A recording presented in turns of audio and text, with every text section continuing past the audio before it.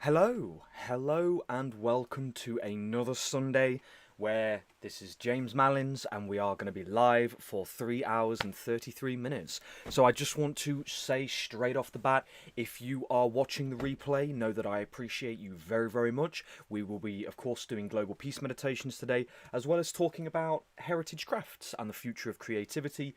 But not only that, excuse me, I have just had a little bit of dinner, so you'll have to forgive me for that. Not only that, but we will be going through David Wilcock's Wisdom Teachings Series 1, Season 1, should I say. I had a very late 4 o'clock night last night, so you'll have to forgive me today. My energy is probably at about 30%, but we're going to ramp it up. I've got my beetroot juice, okay? I've got my beetroot juice. It's all good. I'm going to get plenty of energy and vitality from my Holland and Barrett reduced beetroot juice, alright? So, we are going to be going through David Wilcock's Season 1 of Wisdom Teachings, and it is absolutely fantastic. We did briefly touch on it last week. We went through episodes 1 and 2, 1 and 2 and 3, and today I've done number 4. Now, coincidentally, number 4 is probably one of the most significant. It's really detailed, really in depth, all about the fact that we have 900 trillion cells within our body, and each one of those cells has 1,000 photons of light within them. So we literally are beings of light. So scientifically proven. How about that one? Of course, this comes from David's absolutely fantastic work over the years. A man of who we, of course, appreciate very, very dearly. So, Global Peace Meditations, even if you aren't watching live, it will have a massive effect. Please, you are 900 trillion cells of 1,000 photons of light. I don't know what that is in the quintillion or whatever it is, but you're a lot of light, and your focused attention, your focused presence truly does have a magical and miraculous effect on our entire world. That is an absolute fact. So, whatever you believe and think about yourself, you truly are something special. So welcome everybody, welcome. Thank you so much for spending another Sunday with me. Out of respect for Bradeen, I won't say anything, but if you see the comments, I want to send my love to Bradeen and to all of you today. I hope that your week has been well. I hope that you've been good. We have been very, very busy. My goodness, I probably had 3 to 4 o'clock mornings this week, but we have made outstanding progress. It's so fascinating because the more energy and presence and time that we put into these 7 pages, the more I can feel that it's not just about having words on a page or even images on a page. It's about the energy that's gone into them, and they will do their own work, and this is very much what I feel about the Anastasia books. They took on their own life and they did their own work, and that's exactly what these 7 pages will do. So yesterday Lucas had a fantastic point. When we looked at the 6th page, it was kind of like, it was very cardboard. It didn't really have a great deal of inspiration. I took his words on board, even though it meant completely redoing page 6. Even though it meant completely redoing page 6, and I was up until 4 o'clock in the morning, but we did it. We finished page 6, the first draft. He's now going over it again, and it's changed from the 7 scales to the mycelial philosophy. Okay, and it's all about the mycelial network throughout the soil, connecting every tree, every root, every plant, every species, everything beneath the earth, and it's connecting it all together. And it is that premise of as above, so below. That connectivity beneath our feet is the same connectivity that's within our ethers, and it's the same connectivity that we have above us as well. So again, it's this idea of wholeness. It's this idea of coming together in a complete ideology, a completeness. It is the whole thing, the great global garden. It's every square inch, it's every plant, every animal, every person, every living being on our planet is included within this, and that is what page 6 is now reflecting. So Leilu, Prince Royal, Great Popcorn, Brizzy, Gale, Mummy Malins, Yelena, Bradeen, Tree Dog. Let me have a look here. Anne, welcome everybody. I appreciate you very much. Katie, welcome Katie. Thank you so much for being here. Rosie, welcome back. Thank you so much for coming to be with us today. I have just had a little bit of dinner, so I'm going to be trying not to be gassy on live and try to keep it down. Oh dear.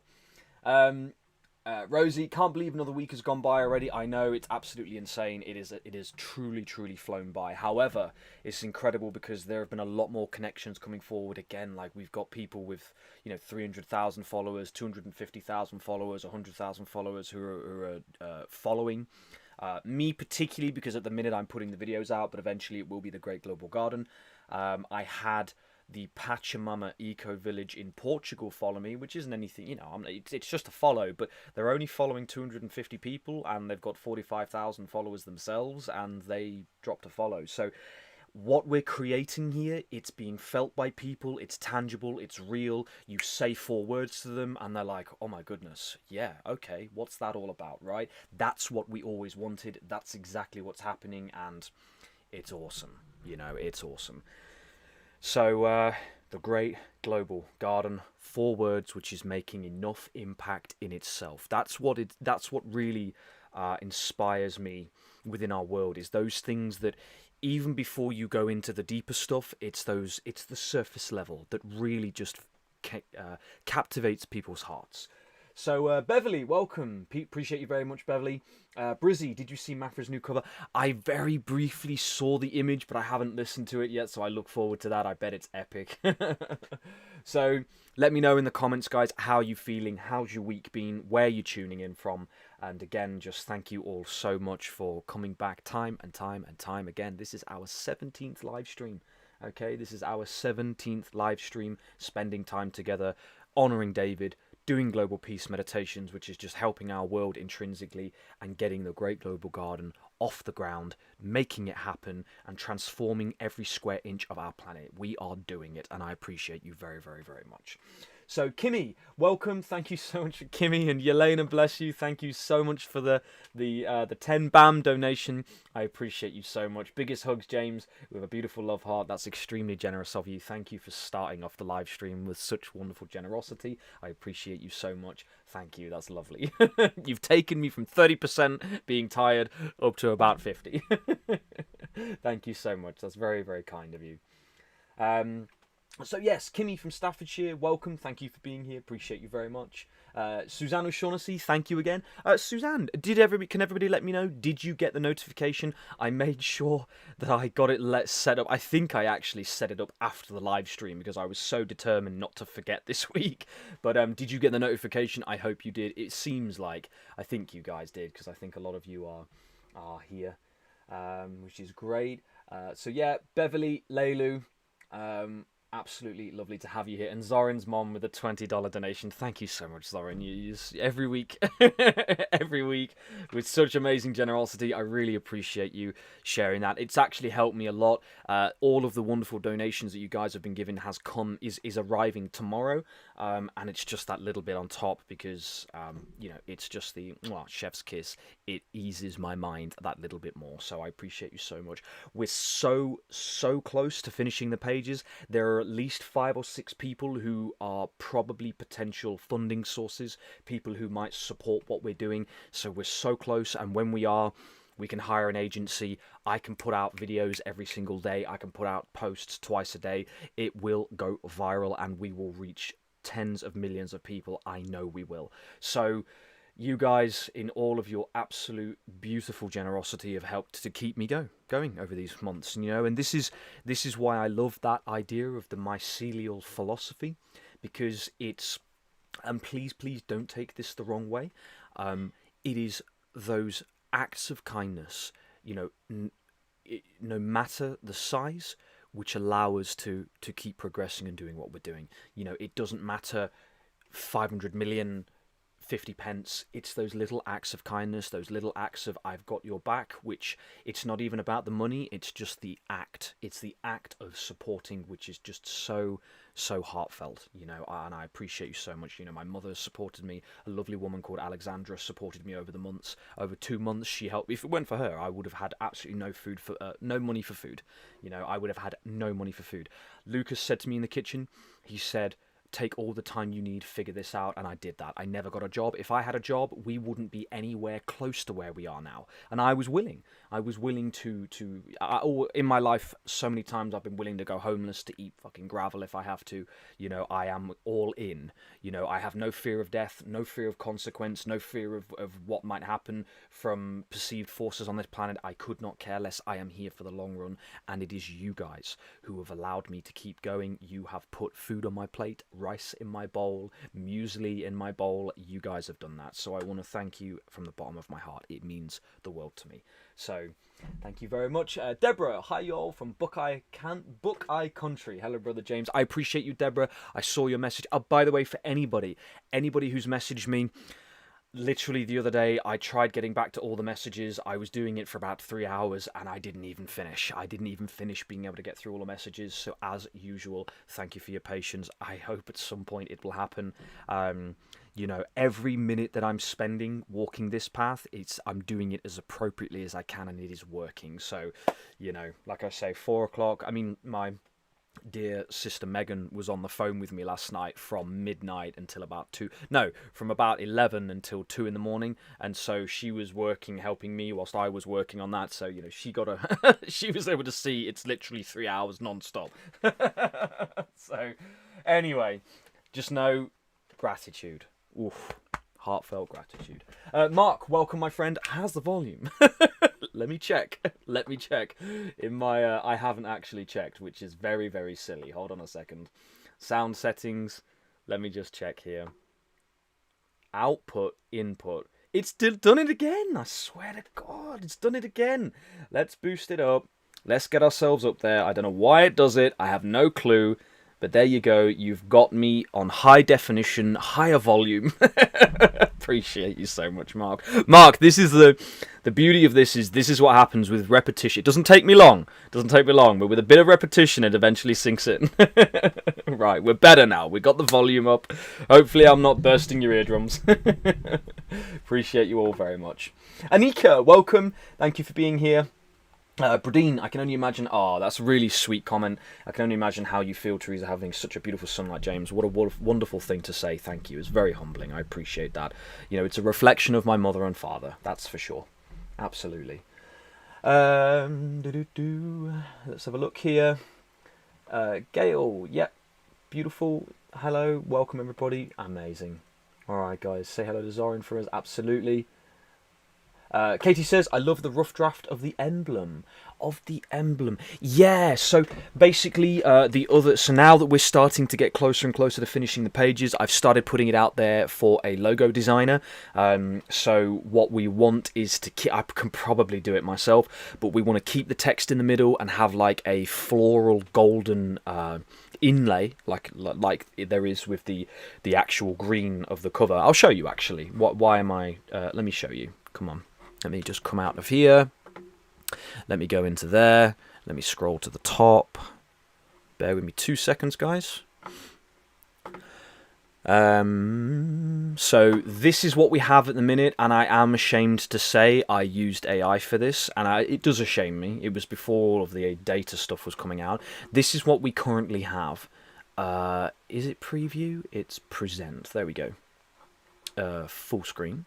So this is what we currently have, and obviously this was also inspired by Annie. She had that vision of the book with the green inlay. It's ironic because, as she said, that I did also have that inclination a few months back, because there was another guy that I follow, and I followed him for years, and he had a red book with golden inlay, and I just thought to myself, you know, I'm a big fan of books, and I like to have something that I cherish.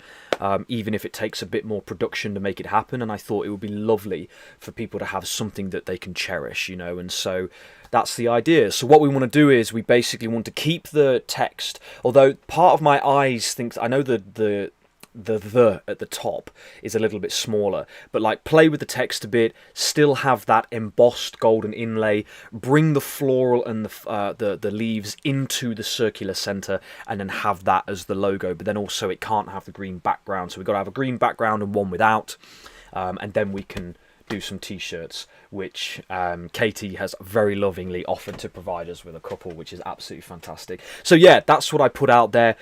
After this live, I'm probably going to go straight to sleep. We'll see how that works. But I'll probably go straight to sleep. And then in the morning, I will do the professional emails to get them set up, and then very quickly it will be time to do the website, because we have nothing on the website, and I've had 11 messages through our website. Oh, hi, Mira. Hello, James from India. I know I can't always attend due to timings, but always. Oh, I appreciate you so much. Well, thank you so much for coming today. It's really, really lovely for you to be here. Thank you so much. That's absolutely lovely. Thank you for tuning in. Bradine says, yeah, David's chat was 3,000 to 5,000 people. It moved so fast I couldn't read it on my phone. Absolutely.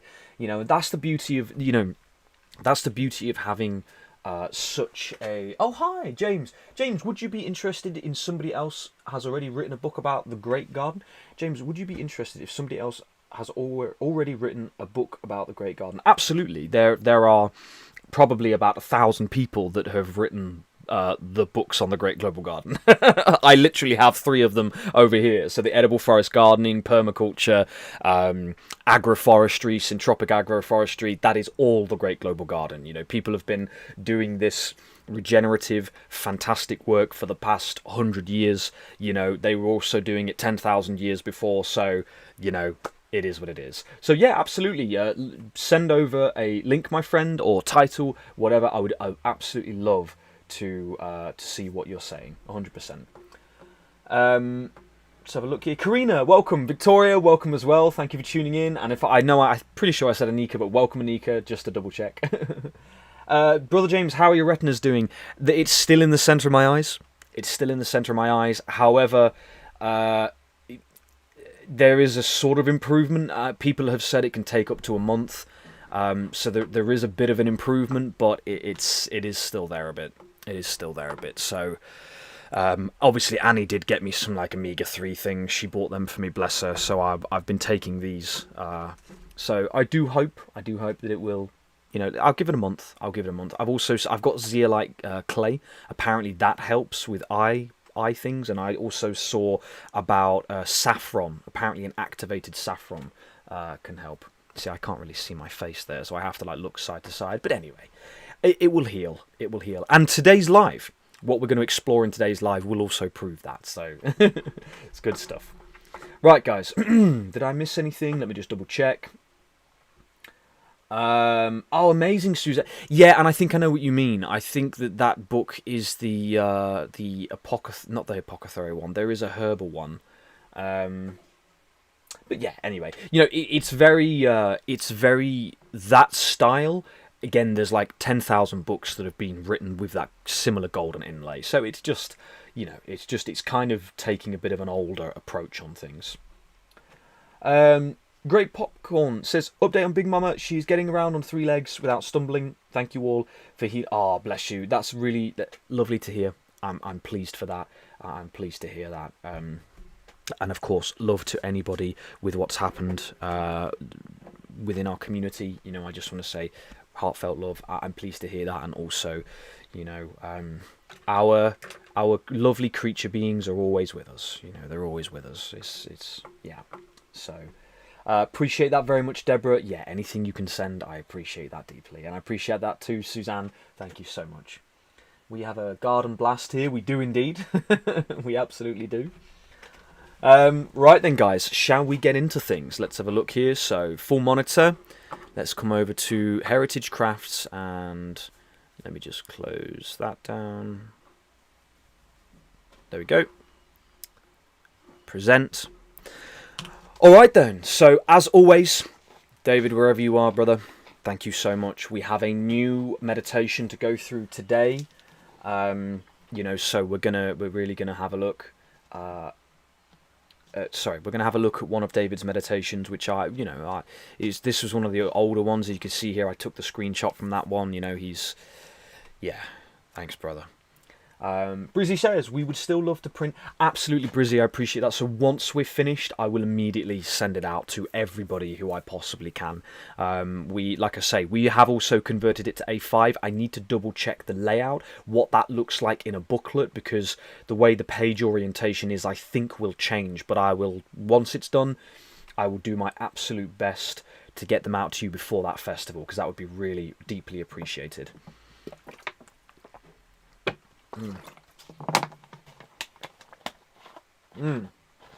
Absolutely Anika. Now, guys, I do have to say, I only managed to get about 4 of the heritage crafts put in today. So, actually, what will happen is when we get to the later part of today's live, I would like to sort of move into what I think will be the prison story with Anastasia, even if that's probably an hour's worth of reading. However, it immediately brought me to tears at the end of that story, and it's a very, very powerful story, and I've been wanting to tell it for about maybe 5 or 6 lives.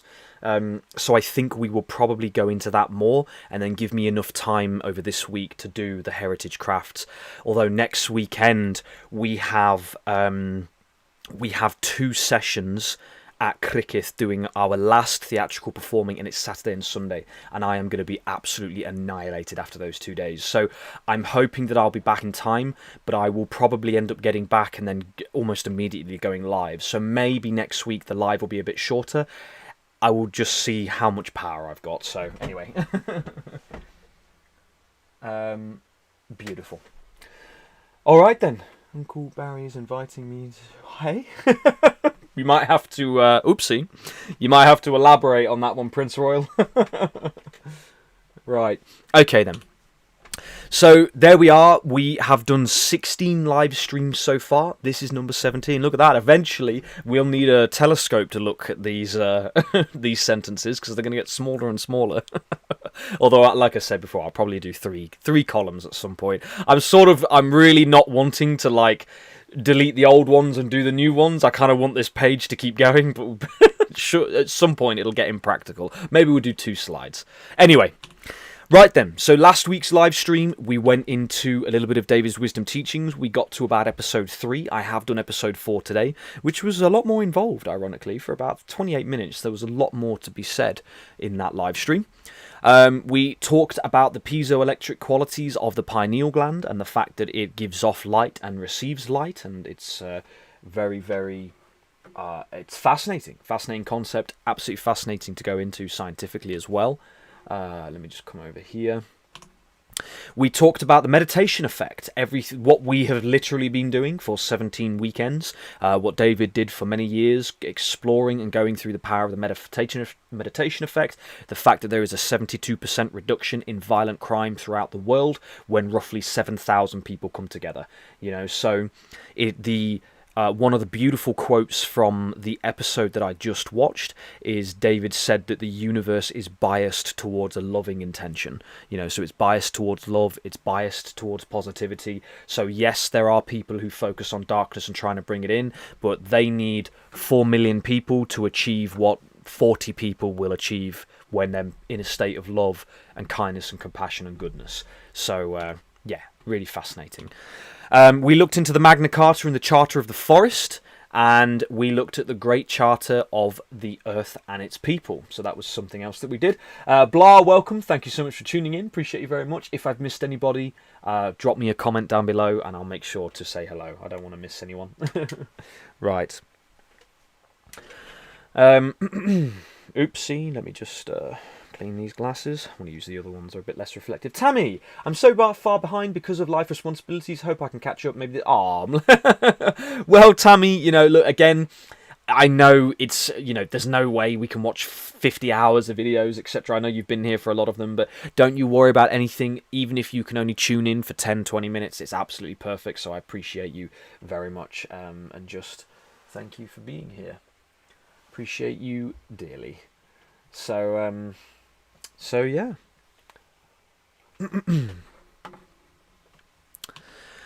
So this is our 17th live stream, doing global peace meditations and talking about powerful things with the earth and the future of our people. Tonight we will finish the exploration of season 1 with David. No, we won't. We will finish episode 4. I only got round to doing the slides today, and there was a lot more in episode 4 than I thought there would be, because I did watch 4, 5 and 6 on the way down to Hey on Why, so we'll get through episode 5 and 6 hopefully next week. We will discuss some more of the wonderful things happening with the Great Global Garden. I would like to share a story from the Anastasia books about the reformation of the prisoners of the future, as well as retouching on the intelligence of nature and how much wonderful hope we can take from that. Also, we'll be asking ourselves, did we make it rain? So last week we did a meditation for rain, and it started raining. And another 5 people messaged me saying it started raining here in the United Kingdom. Some people said it started raining over in Australia. Some people said it started raining over in the United States. So the question is, guys, with our rain meditation, our visualization, our imagination, did we make it rain? I find that very, very interesting. All right, let's get into it. So, today, 5 meditations. If you are new, obviously we go through 5 meditations throughout these lives just to make sure that we're breaking things up. It gives me a little bit of a moment too, because we get through a lot of stuff through our lives. Meditation number 1, meditation number 5, we spend them with David. So we put David's meditations on from his live videos and we do them together. So our second meditation is going to be focusing on the light within our beings, considering that we are going to be... Oh, amazing! Nancy, your personality and laugh is healing. Oh, that's such a lovely thing to say, Nancy. So thank you so much for the really lovely comment. Thank you so much for tuning in. Appreciate you very, very much. And Gingers, are you aware of the Celtic Gaelic Republic island, Bunrach? I might struggle to pronounce that. Article 44 secures our freedom to practice our religion, freedom of conscience, and the free. Very interesting. I am not. So bear with me. Oh, by the way, you see up in the... Hold on a second. Let me show you this. Do you see up in the top corner there? I bought myself a little whiteboard for £4. Tesco. Every... oh my goodness. I can't believe I was going to say every little helps. My goodness. I'm going to write that down. So, Bunriach, is that how you say that? I will have to look at the pronunciation. Bunriach na Harian na Chaya Ireann Ireann. I very much, and then you said Article 44. Article 44. And that's exactly why I've got this whiteboard, so I can make sure that I'm popping it in. We got rain here. Fascinating, Katie. That's very, very fascinating. So, Ginger, thank you so much for that. I will absolutely have a look in. There is not much room here to share. It's a community. Oh, right. Okay, well, I appreciate that. I will have a look. Maybe if you drop me a message on Facebook or Instagram, you know, we can have a chat there just so I know exactly what you're sharing. And then, yeah, I would love to look into that. I appreciate it very much. Deborah, Blah, I hope you feel better today by being with... Oh, bless you. Yeah, Blah, I hope you're also feeling better too. Bit of a slump this week. Yesterday's canvassing volunteering was also draining. Poor people just don't want to register to vote.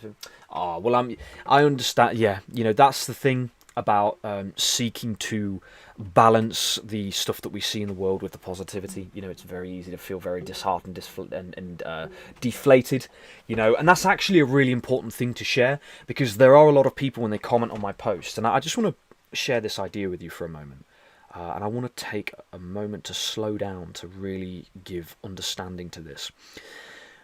This is the power of you and I coming together.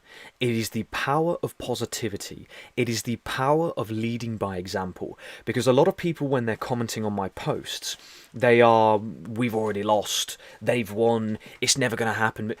And it's such a fascinating thing to read, because there's a very good chance that that individual hasn't done any research on what's possible, hasn't explored the beautiful world of forest gardening and what's possible when we really nurture and look after our children and we give them the education that they need, what's possible when we've got natural foods in our system, clean water in our system, when we're breathing fresh air, when we're relaxed, when we're happy. So they might not be aware of how beautiful of a sensation that is, and how powerful it is when we all come together. And so I've just been recognizing the power of holding that intention and holding that character and that presence, because people have been saying, oh, we've lost, and I'm really saying we have not lost in any way, shape or form. It's the opposite. We've actually, in quotes, won. We have already restored planet Earth. There is no threat of failure, because we are already on that path to restoration. That's the point of the journey of our Earth. That is why we're here. We are here to feel the sensation of going from feeling this adversary, this challenge, this difficulty, to going to seeing the beauty of our world restored. That's exactly why we're here, because that sensation is going to top every single other experience on planet Earth. Okay? So why am I telling you this? Because it's not just about there's hope. There's more than hope. There's inevitability. There's the absolute concrete fact that it is done. And of course, I will spend the rest of my life in pursuit of that, and I know a lot of you guys will as well, and I know that there are other people out there who will do. This is the beauty of what we're talking about.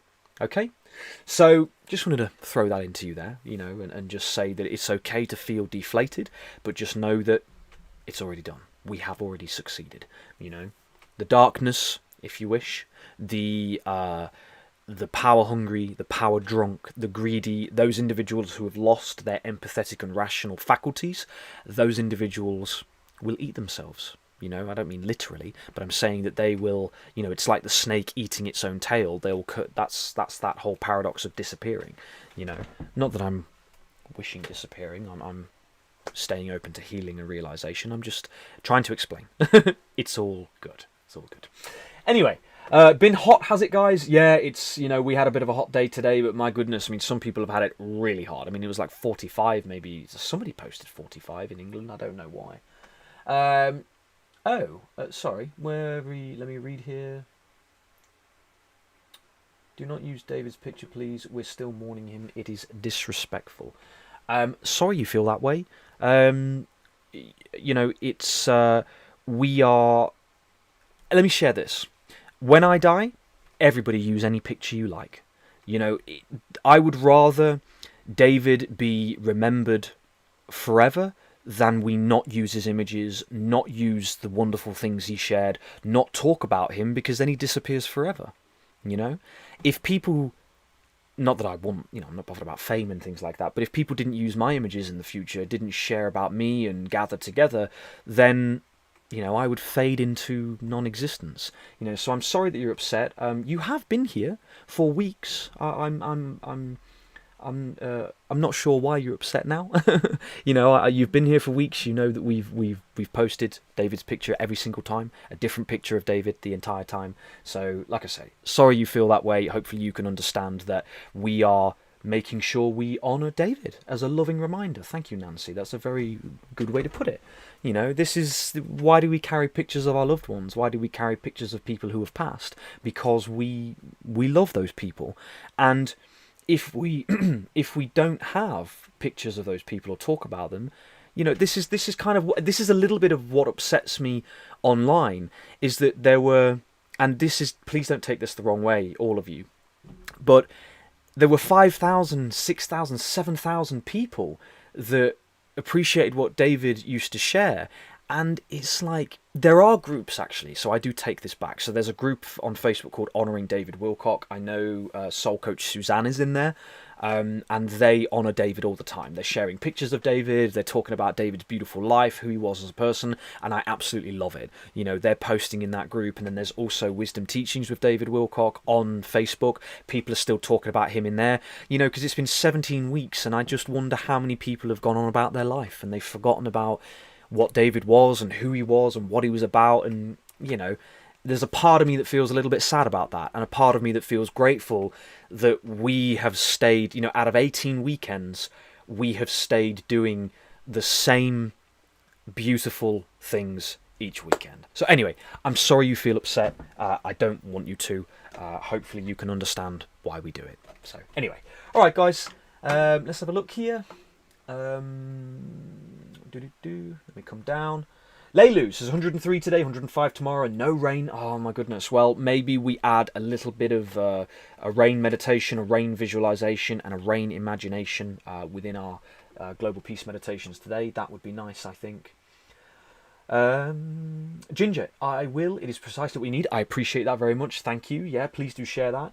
Asana, welcome. Thank you for being here. Hi, family. Sorry I'm late. I've brought a friend today. He's using my other account. No worries. That's amazing. Well, welcome to your friend. This is Asana's account, but I am her friend Daniel. Welcome, Daniel. My beautiful musings. Moira musings. Pleasure to have you here, Daniel. Thank you so much.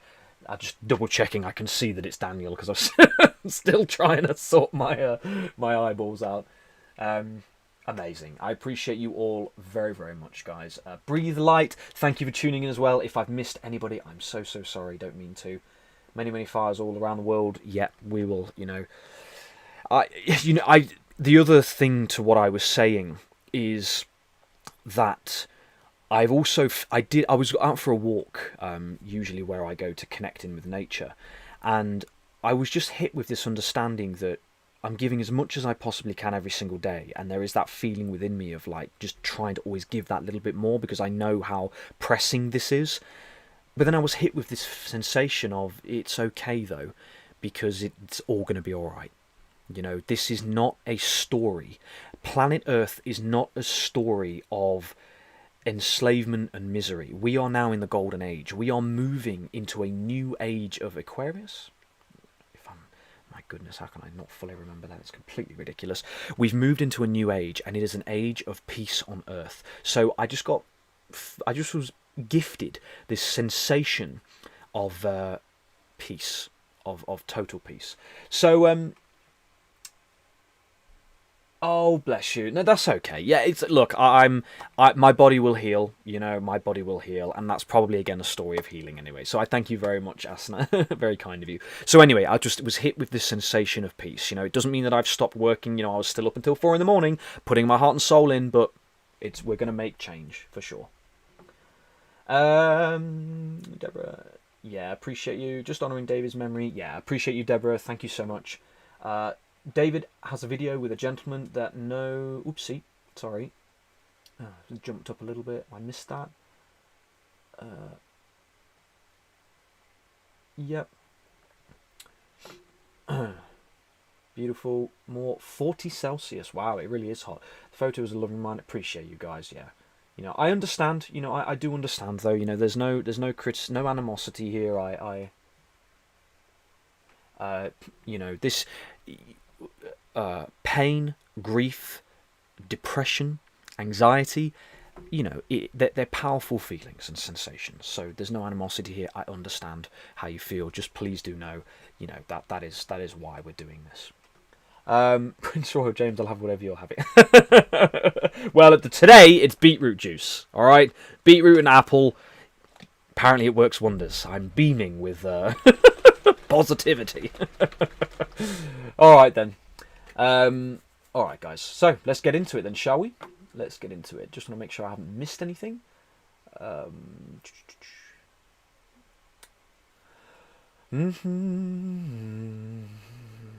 am one who never races text in my contact. No, so sweet though. Ah, well that's lovely to hear. Breathe light, that's really lovely to hear. I have had it. Yeah, well. Yeah, and everyone, as always, if you're willing to hit the like button, that would be absolutely fantastic. Thank you, guys. Appreciate you all very, very, very much. Thank you, Tammy and Yelena. They're getting there. I think they're getting there. It's an interesting one. It's kind of like maybe I'll only know until they're really healed, and then it will disappear. So I'm doing the best I can. But anyway. James, what about the sugar in it? Excellent point. Excellent point. What is the sugar in this? Carbohydrate of which is sugars. There's only 5.3 grams. Oh, do you mean the sugar in the fruit juice?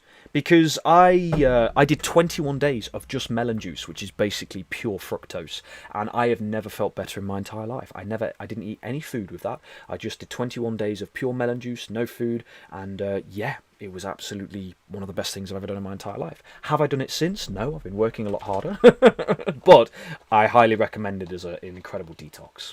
So yeah.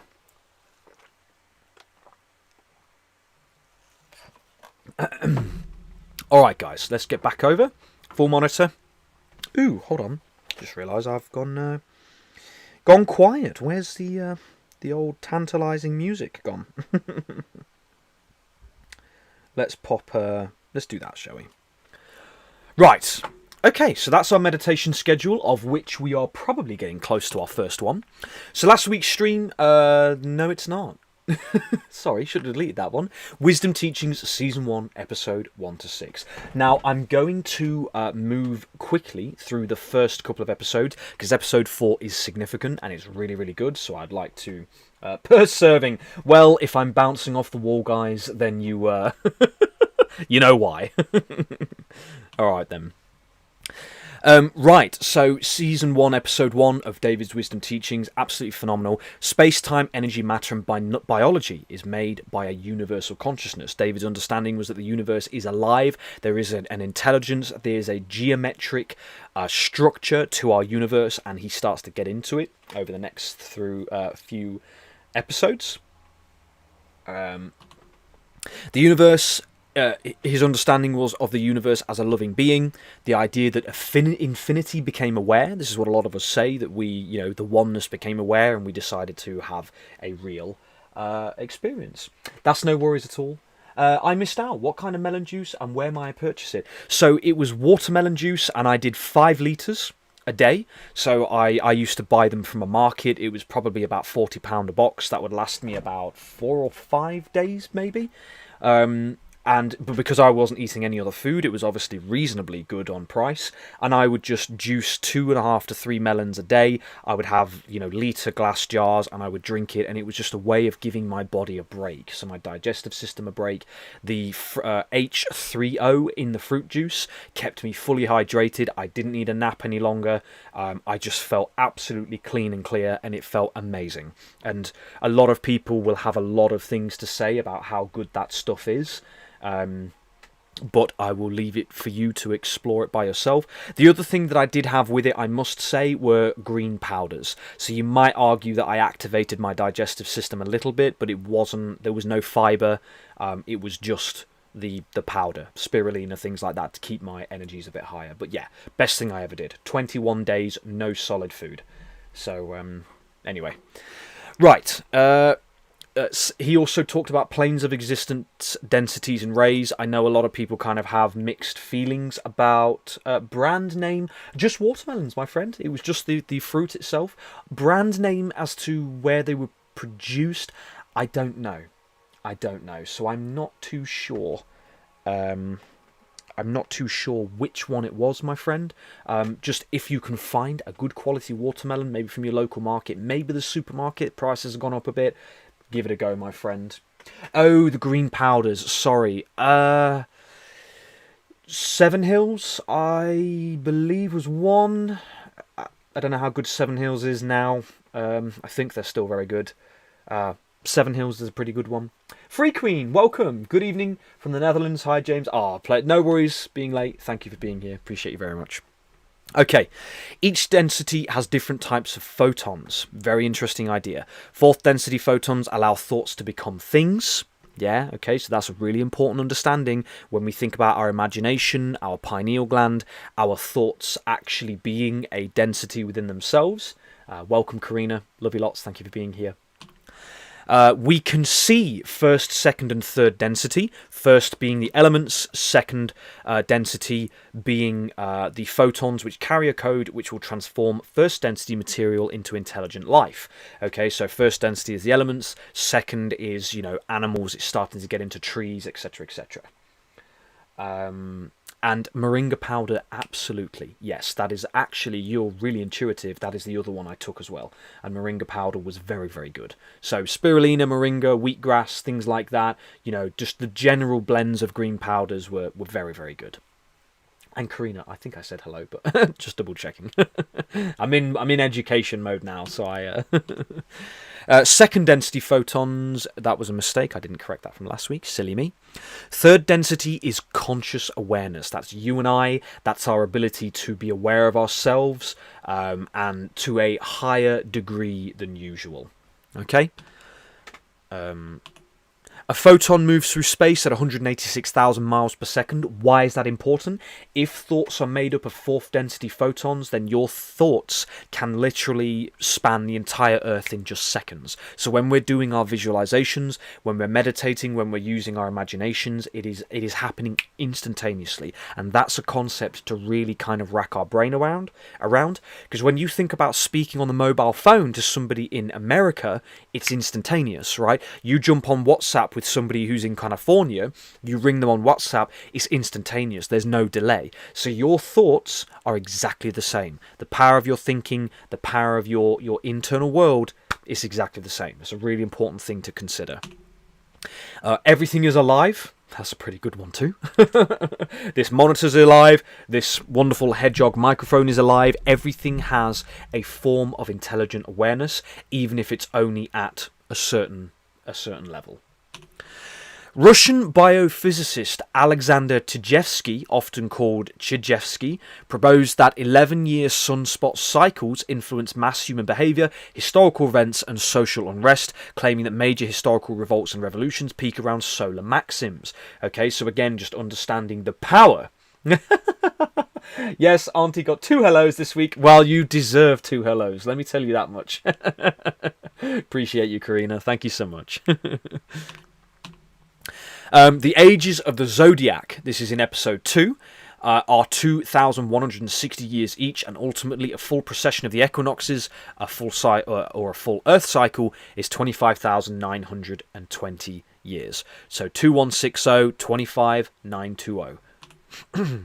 11,000 years ago, the Great Pyramids were aligned with the Orion constellation, and the River Nile was aligned with the Milky Way galaxy. This can show their age. The other power of this is in the mystery of the White Lines, as we discussed last week. You have the subterranean river that is explained within Egyptian, the ancient, the African sacred teachings. You then also have the River Nile and the Milky Way on top of it. Now, what's interesting is in that understanding, Lucas and I have been talking about the mycelial network, as above, so below. We're talking about the layer on planet Earth and the layer in the stars as well. You know, the interconnectivity of the stars. So you have that similar layering, okay? The river beneath, the river on top, the river in the sky, the network beneath, the network within ourselves, and the network above that too. Oh, bless you. That's me. That's lovely, Karina. Thank you for the lovely comment. Feelings you shoot. Love you lots and lots. And long. Absolutely. To infinity and beyond. Lenny, welcome, my friend. Hi, everyone. Sorry I'm late. Not a problem, buddy. We're only just getting into it, so you're right on time, my friend. No pressure at all. We are late for our meditation, though, so we'll do that in just a moment. Financial tyranny was the investigation with David. He mentioned that. If you want to go and explore that, that's on his website. So that was just one of the things he had mentioned. The Statue of Liberty has a sacred fire of antiquities. You will have to forgive me, I can't remember what that point was. But anyway, that's what he mentioned in episode 2. And the confiscated gold. Not only that, but this is where we get into the really exciting stuff. So what we're going to do is, I'm going to go through a couple more slides, and then we're going to go into lesson 4, which was really, really interesting. And that's where one of the most particular lessons and understandings of our world is really... It's actually, when I remember my first time watching David, that's what really inspired me the most about light, about understanding that our world is very much has that light relationship, you know. So anyway, we'll get into that. So DNA is the building blocks of life. Space and time is alive again. This was episode 2. Time can be controlled by human consciousness. Fascinating. If our fourth density photons within our mind, if our thoughts are fourth density, then, you know, our outer reaching connectivity with the space around us and within us and other people is quite significant. Nina Kulagina, 1926-1990, was a Soviet-Russian housewife and former wartime radio operator. She became world famous during the Cold War for demonstrating apparent psychokinesis or telekinesis. And I didn't fix the spelling of this, but Alana Radua, with Alana Radua's experiment, the measurements synced with her heart, brain, and respiratory rate, right? Again, you see that triple? The heart, the heart, the brain, and the respiratory rate. Okay, so they all synchronized when she was doing this experiment. When they measured these elements, this phenomenon is known as psychophysiological coherence. Okay, psychophysiological coherence. That is a scientific term which has been studied. What does that mean? It means that when we're exploring this idea of healing our body, which we're going to talk about a little bit today as well, when we're exploring this idea of healing our body, when we're exploring the true nature of who and what we are, we're looking at the influence that our psycho, mind, thoughts, fourth density photons, that our thoughts have on our physiology. Okay? And when we are at peace, when we're meditating, when we're connected to the present moment, we are building that coherence between mind, heart, and lungs. Okay? Oh. When did that happen? Have I just realised that... okay, hold on a second. What's going on there? Let me fix that. Restart capture. I don't know when that happened. Sorry, guys, if you... Anyway, whatever. Psychophysiological coherence or cardiorespiratory resonance, a state where your breathing, heart rate variability, and brainwaves synchronize into a unified rhythm. How incredible is that? Absolutely fantastic. Next, we went into Dr. Pin van Lommel with near-death experiences. Very important. I know people personally who have had very profound near-death experiences, and they will tell you themselves. Lucas is one of them. You know, he's mentioned that to me a few times, that he experienced that himself. Some of you may have done too. So yeah, it's that exploration of what happens when we're not fully connected to our body and we have to come back, you know. Why does that happen? You tune a radio by compressing a crystal. We explored this, that this is piezoelectricity. David goes into the pineal gland and piezoelectricity. Piezoelectricity is an electric charge that builds up in certain solid materials such as crystals, ceramics, and biological matter like bone when they experience physical pressure, sneezing, or mechanical stress. So don't sneeze too hard, you will turn into a bolt of lightning. Squeezing! It doesn't even say sneezing. Sorry, you can sneeze all you like, it's okay. You won't instantaneously combust into vibrant light. It's not squeezing. It's not sneezing, it's squeezing. Can you tell that the 4 o'clock morning 30% is kind of kicking in a little bit? Apologies. Piezoluminescence is the emission of light from certain solids like specific piezoelectric crystals or polymers. Come on, James. When mechanical pressure or stress is applied to them, it is a subcategory of mechanoluminescence, where energy from compression turns directly into optical radiation via electronic recombination processes. I ain't got a clue what the last 3 words are, but basically that's that understanding of when we did our experiment with the quartz. I have fully apologised to the quartz, but what was interesting is the smell as well. So you guys couldn't experience that, but when you rub the quartz together, it gives off light, which is absolutely fascinating. And we did that last week, so you guys will probably remember, we tried our hardest, we got there eventually, we turned the lights off, rubbed the crystals, and you can see the light sparking between the stones. It's really, really interesting. Incredible little live experiment that was.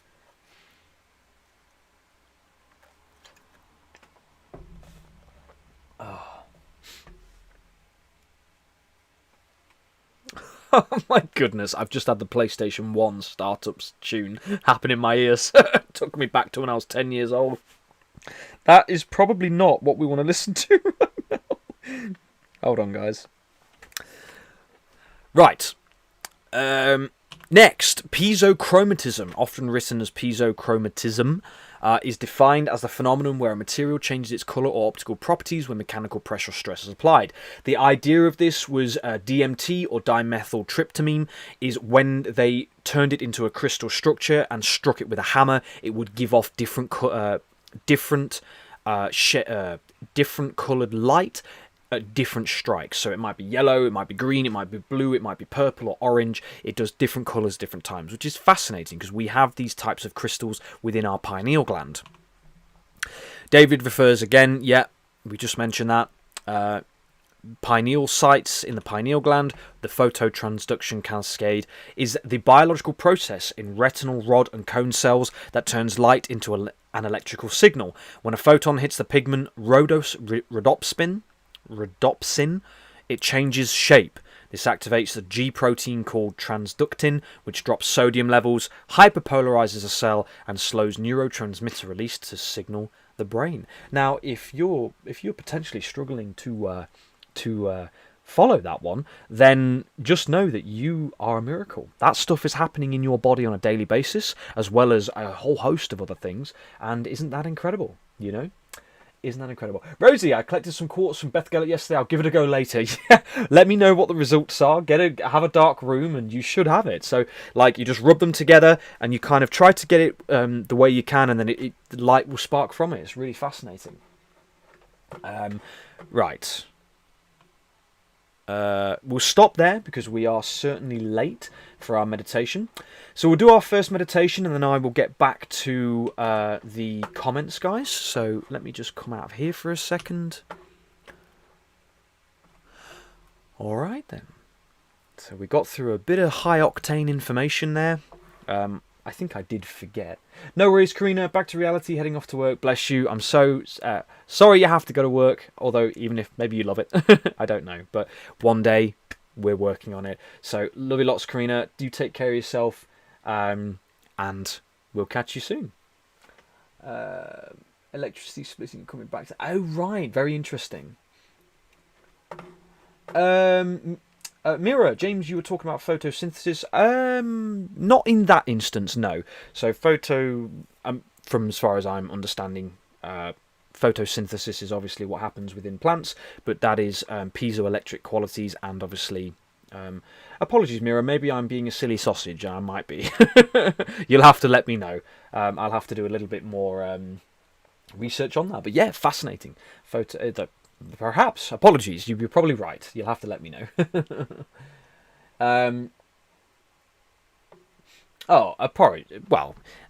Mira, you don't have to take physics or chemistry lessons. It's just about understanding that within our body there are certain things which are just truly miraculous. You know, so we are going through this. I don't know if you were here last week. We're going through this a little bit quicker than we were last week, and we're just going back over the fact that we have these light-giving crystals and emanating crystals in our pineal gland, and it's just, you know, truly miraculous. So anyway, we'll be getting out of the asana. So yeah, so then in theory, probably right. I need to do a bit more research. I apologise.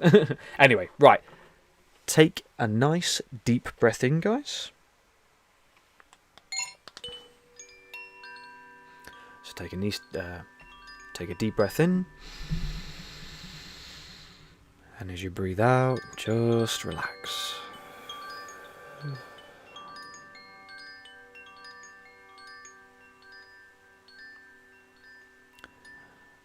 So we're going to spend just a moment here with David's meditation.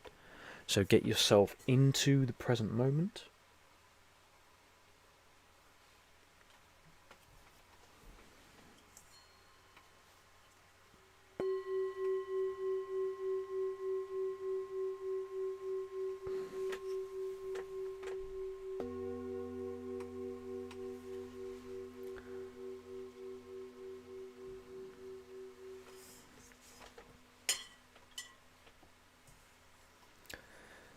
Okay, so we're going to come over and do our first meditation with David.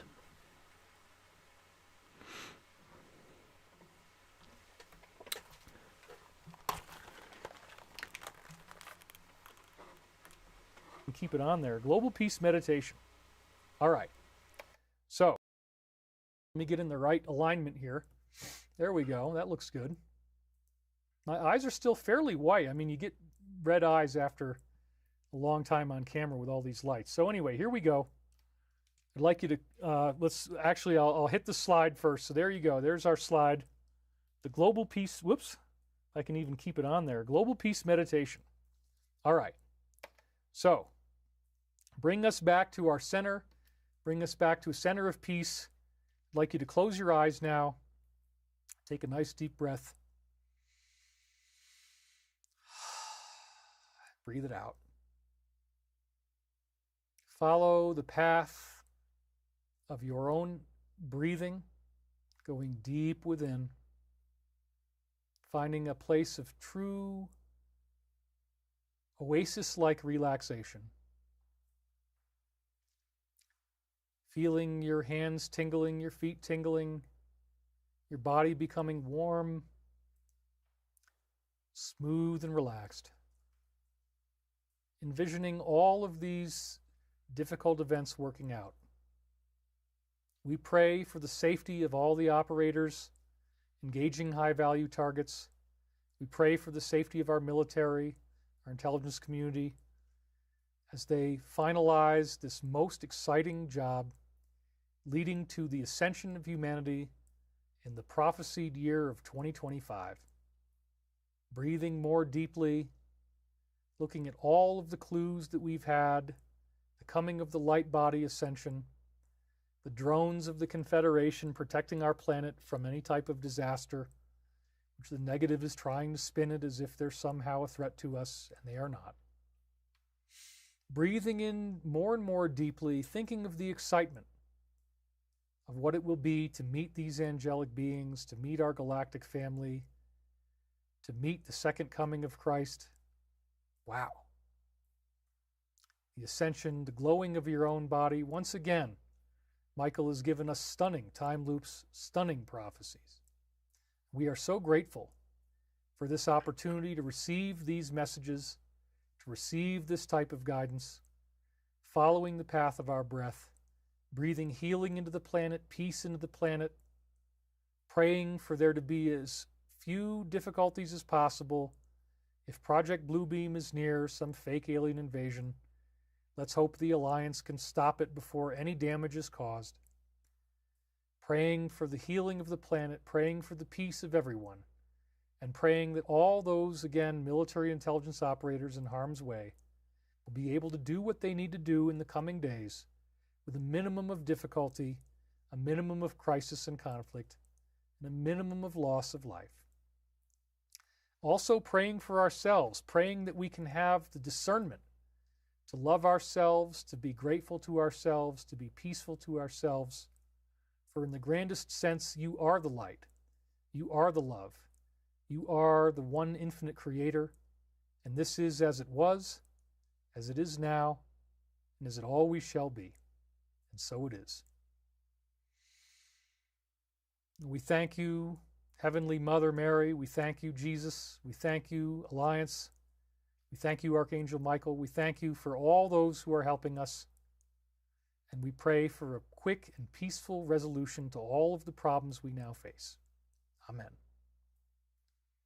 Now let's come back into the room.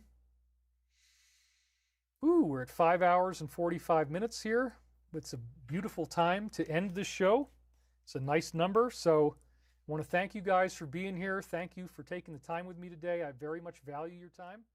I hope you haven't felt like it was wasted. Obviously not.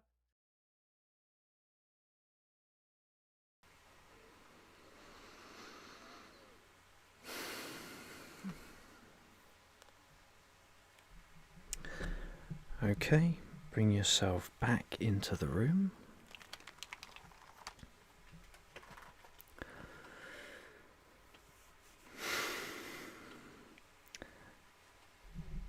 Please feel free to pop one thing that you're grateful for in the comments, one thing that may have came to you. I did read what you said, Prince, and I will, I think it's important to touch on that.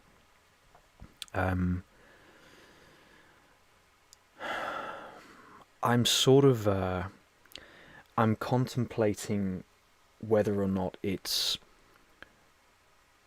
at this point in the journey, whether it's worth me making comment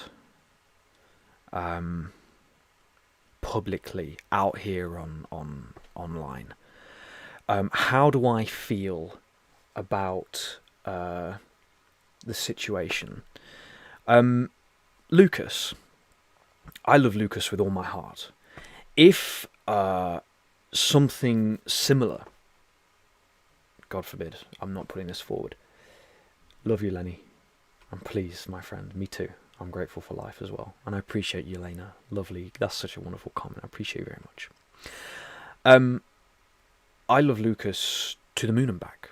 If anything, after all of this, like, let's just say it was a similar situation, like, after all of what happened, you know, all of Lucas's efforts over the years, the fact that I knew that he was under a lot of pressure from people were bullying him, people were attacking him. If anything happened to him, I wouldn't rest. I wouldn't rest. I wouldn't stop. I wouldn't stop talking about it. They'd have to finish me as well, because I wouldn't stop.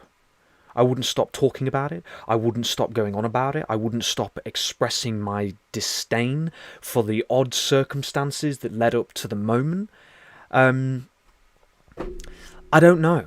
It's not worth me talking about it, but I can't imagine myself kind of being in a position where I felt like I could, you know, do lives. I'm not going to say any more. I think it's odd that we've been live 17 times, 3 hours and 33 minutes, and nobody's mentioned it. I think that's odd. I do. I think that's bizarre. There's a part of me that's feeling that it's not worth diving into. But if that's true, Prince, who knows? Who knows? I still get taken back. I was sat in this chair. I was sat in this chair. I was working on this screen. I looked at this screen. I had Facebook up open here, and boom, the image come up with David Wilcock has passed. And I was like, what the fuck? What? I was absolutely stunned into silence, because I immediately rejected it. It was like, it made absolutely no sense to me whatsoever, because I was watching his live before. I know that it got hard. I know that his physiology changed. I know that he got a lot. I know it was hard. I'm not knocking the internal battles that people have. I get it. I cannot speak with authority. I am being, excuse my language, I'm being an arsehole right now. I don't know. I feel myself bothered by that idea that that's what was said, that that's the case. You know, that's all it is. Apologies, guys. Again, it's a. I don't feel like maybe I shouldn't have said anything. You know, it is what it is. We're doing what we're doing. All of us are gathered here right now. We are continuing that heartfelt appreciation for him, everything that he has done for us. You know, I'm watching season 1 of Wisdom Teachings again. I'm absolutely loving it. The stuff, the time and effort that he put into gathering all the stuff that he did. I know how hard that is. It's taking me hundreds of hours to get the pages to where they are. You know, David was writing books. He was doing the Wisdom Teaching episode 1 a week. Yeah, to put that information together in such a well-written, well-thought-out, particular way, that's next level stuff. It's seriously impressive stuff, and that's what David was doing, you know, and so we're keeping that going. For me, it's kind of like, you know, it's just a bit like, why are we doing this? I wasn't a personal friend. He changed my life. He put me on a course in my life where the first thing he introduced me to was the fact that I'm a fractal of light. That within me is the undiluted power of all that is. Like, changed my life. Changed my life. I don't know, Bradine, and this is the unfortunate thing that we all are in the situation of, is that, if I may say, guys, I apologise, because you can't, you know, we're not on Zoom or anything, but if I may say, like, it's impossible to fully know, you know. Think about it. I'm no longer here. Somebody starts doing it, then they say they've got this about me, that about me, this about me. I'm like, you're never going to know. We're never going to know. We're never actually going to know, because we weren't there. You know, and like you say, with the world now, with this everything going on, immensely bizarre. So, look, Yelena, he changed my life. 15 years of watching David, absolutely. Asana, James, we're your family here. If one cannot speak their mind, I know, Asana, and I really appreciate that, and I agree. You know, it's always about this is actually how this all started. That video that I did on YouTube, people commented, and they, I was very delicate in my approach, and I only did that video because of how much this dude meant to me. How do we know that's a fact by now? What's 17 times 3? 30, 14 plus what? 49? It was a bit exaggerated before if I said 50. Now it's about 50 hours. We've been here 50 hours. 50 hours. Yeah, 50 hours plus maybe a little bit because of the 3 minutes. 50 hours we've been here. Every weekend, almost, apart from one, every weekend, talking about David, doing the global peace meditations, following the pathway to peace, which is what he ended on. His last live was the pathway to peace. Yeah? So, it's not in vain. And we're not going to forget him, and we're not going to let him fade into the distance, because he has laid the foundation for peace on earth. That's what he's doing. And not just through me, but as we all come together and as we do what we're doing, we are more and more exploring that path there. And the power within us, the passion, the sensation. David. Mary, welcome. Thank you so much for being here. Appreciate you very much. Tammy, I say to you, James, you are bringing David's wisdom. Oh, bless you. Back to us, so David remains alive in this way for us all. Many people are doing this, so his message... Yeah, and I do agree, actually, and you're absolutely right, Tammy. So I do slightly adjust my... originally, because I said, I haven't seen that many people doing it, and they don't have to. There are people honouring, though. I see it in the Honouring David Wilcock on Facebook. I see it in the wisdom teaching, so I do take that back. That was wrong of me to say that, and I do apologise. Yeah, he was. He absolutely was, Anika. Enlightenment, welcome. David said himself, the goal is for each of us to do more good than bad, because not one of us is perfect. Absolutely, I agree with you. Gail, so many unanswered questions. I know exactly how you feel. Mommy Malins, intuition and gut feelings cannot be wrong. Yeah, they certainly lead us in a good place. Of course, I always try to meet that with humility, and just knowing I'm human. He's with the other truth seekers and sending light, no doubt. Myra, thank you, James, for carrying forward David's legacy. It is not that easy, but you... Oh, well, that's very kind of you, and I take those words very humbly, and I appreciate them very, very much, and I don't take them lightly. To have done 17 videos with you when David was doing the same thing, it's an honour I take to my heart. You are undeniably... Oh, bless you, Enlightenment. Again, you all have shared some very loving comments. I appreciate you all very much. You're undeniably doing that, James, so thank you. Thank you very much. Let's have a look here. Don't want to miss any comments. Prince Royal, I had the same reaction when I got the news, James. I didn't mean for the stream to... No, look, it's okay, my friend. It's okay. There's no worries. Again, this is a part of it. And like we said, people mentioned earlier, they're still grieving. 18 weekends now. 18 is just over, 5 months? I know Yelena posted in it. People are still grieving. So maybe... in divine timing, this conversation, speaking about this, is about releasing that grief, talking about it, letting it wash over us and letting it wash through us and letting it dissolve and letting it fall away, so that it can go where it needs to go, So I find earlier I had the old the latest picture of David and then the old one, and he'd lost a lot of weight, and I just found myself sitting there looking at both the images and just, anyway. I'm sorry if I missed any comments, guys. I will go back to the slides shortly, trying to just see if I can see anything else. Gail, also weird that his biographer died 2 days before. Of course, yeah, this has all been weird. It's all been weird.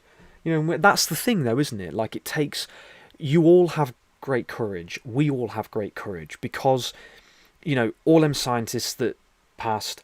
all of this stuff, the recent thing with that lady, I can't remember her name, that's so bad. Patissieri, the lady who passed, all the stuff with that, with the JB, if you've gone into that, I have looked into that a little bit, weird.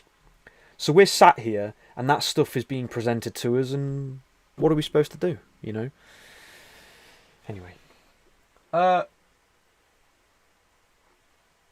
Oh, Tammy, sorry, love you lots. Whenever you're going, I hope you have a lovely time, and hopefully see you next weekend. All right, guys, let's get back. Right.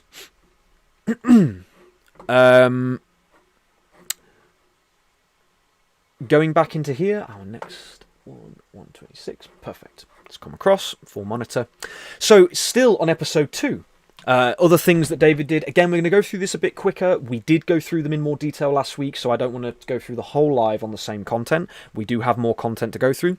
The multiples effect. This is the phenomenon where many people seemingly invent the same thing at the same time. So it's just the idea that, you know, somebody invented the typewriter and 7 people said that they did it at the same time. You know, so multiples effect is about it going out into the world. So as we're talking about it, thank you, Yelena. Yes, you're absolutely right.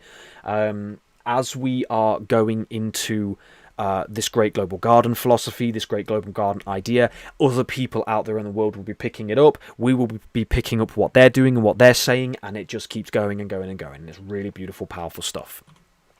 So 148 examples by 1922, calculus, evolution, decimal fractions. Multiple people said that they came up with it at the same time, and this is complex stuff. It's not like it's just, you know, simple making an axe. Not that that's particularly simple as either, but you know, this is really complex stuff. Multiple people inventing at the same time. Something's going on here.